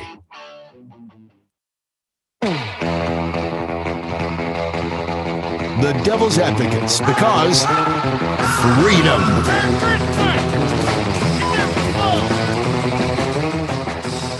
Welcome back to the Devil's Advocates radio show, last segment of the day. So if you have something to say, please pick up the phone and dial right now, 844-967-2789. Dominic, want to thank our most recent guest, a fine one. He is Chad Spate, Chad's Design Build.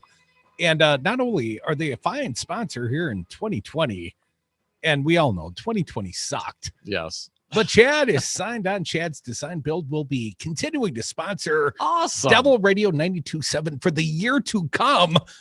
And we even gave him our special 2021 rate. We got a deal going on. If you want to know about it, we've been running some ads, but give me a call. We got special deals. We're going to put 2020 in the rear view. Oh, I can't wait. And we're going to have a better year going forward. And I already can tell 2021 is going to be a better year, Dom, because Rudy Giuliani has COVID. Not that I'm cheering against the man or anything. I guess technically it's 2021. Hang on for 3 more weeks, Rudy. Dominic, the story I saw at CNN said that Rudy Giuliani could have theoretically infected hundreds, including Arizona state lawmakers, Michigan state lawmakers. Hell, man, he's supposed to testify in Georgia virtually on Thursday. Not sure if that's going to happen or not. Rudy Giuliani, super spreader. Arizona, man, the Republicans, they shut the legislature down because so many people were exposed to Rudy Giuliani. Like entirely Republicans, though. Right, Republicans. But they're not. Well, that's the good news part. Well, but like the government has been shut down because of Rudy in Arizona. Well, that is what I'm telling you. I'm not an expert on the facts yet. I'm getting there. Here in the state of Wisconsin, they don't even need an excuse. They're not getting together till next year because Rudy might come round. He's put his mouth on our state more than once. It could be a super spreader event here in the state of Wisconsin, and he doesn't even have to come here. I understand Mike Lindell, the My Pillow guy, might have had a big rally at the Capitol. I missed it. What about the rally, the Live Free or Die rally over the weekend? At the Madison Capitol. I saw literally sparsely attended. 20 people there. That was called action, not with the mouth. That was a disappointing event, Dom, to my perception. Anyways, Donald Trump out there as a health spokesman for Rudy now. Rudy's been out there casting all sorts of crap against the wall to see what would stick. Now it's Trump's turn. And Trump tells us, Rudy's doing good. I talked to him this morning. He's very, very good. That's why he's in the hospital, right? That's always a sign. He's doing really well. Well, I'm so glad that the president is speaking on behalf of Rudy Giuliani. I mean, I wouldn't want it the other way around because, he's the president. Now, Dominic, over the course of the weekend, and I know you and I both observed the Saturday Night Live, and Rudy was prominently featured in the Saturday Night Live. Fancy Brian, going to need your help. Going to play a little of the sound just in case you had better plans or went to bed early on Saturday night. Here it was on the Peacock. Eyewitnesses, cut number 90.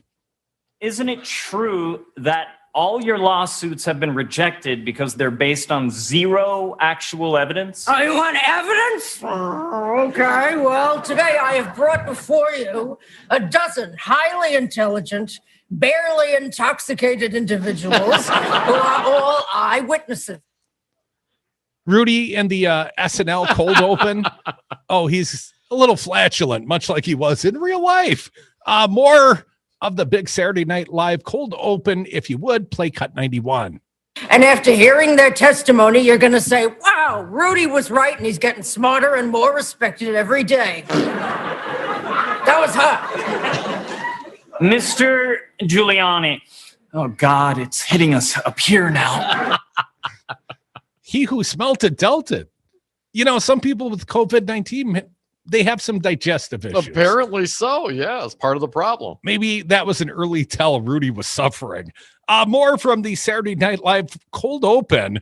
What about the Melissa Maisharoni, the key witness? Well, we've got her as well, played by Cecily Strong, cut 92. She saw dead people. I personally saw hundreds, if not thousands, of dead people vote. You saw them? Yeah, basically, yes. I remember because I was walking out and they were walking in. And then they gave their votes to Democrats. And then you probably did something crazy with them, didn't you? So on. Dominic, you know what's accurate because she signed an affidavit, cut 93. I'm sorry, but this testimony is full of lies. I'm not lying. I signed it after David. After David? Yeah, that's correct. David signed, and then I signed right after David. That woman signed a piece of paper. If she's got it wrong, she could go to prison, Dom. More of Rudy, the closing argument, the Saturday Night Live version thereof, played for the people, cut 94. In conclusion, I would say the defense rests, but we will never rest. Not until this election is overturned. Or I get a full pardon and $10 million in cash. And if you like what you saw here today, we're having a press conference right after this at the Ritz-Carlton Plumbing and Heating Supply Company, right off I-94 between a dirty movie theater and a crematorium. That's not only allowed, they're required. Dominic, Rudy's had a tough month. Truth is stranger than fiction. Police reports obtained by Deadline Detroit reveal obscenity and computer crime charges filed against the 33-year-old Grosse Pointe Woods mom stem from a harassment campaign she waged against a 42-year-old woman in 2018 and 2019. Oh, you're talking about Rudy's key witness, Maisharoni. Her boyfriend's ex-wife, her name Jessica, called police about Caroni multiple times between November of 2018 and 2019, initially after receiving 3 videos from an unknown email address showing Carone and her ex having sex. Is that revenge porn? No, it's not. Like revenge porn is when you're get sent videos of yourself out having sex against your will. This is like I'm having sex with your ex. Look at us, F you. I know what I saw. Yeah, I really want to see him, honestly. Dominic, want to thank all the fine guests on this program. Adam Jarchow, former state rep, Republican, and Chad Spade, Chad's Design Build. He's sticking around for 2021. We appreciate him doing so. Yes, now, sir. you got to stick around for Earl Ingram Jr., the Earl Ingram Show, then Mr. Robinson's Neighborhood with Alan Robinson. The American dream is dead. What did you guys do? Take it and do something crazy to it? But other than that, I wish everybody a very Merry. Stream the Devils and progressive news and talk 24/7 at the Devil's Advocates Radio Network, Wisconsin. That's DARNWI.com. That's DARNWI.com.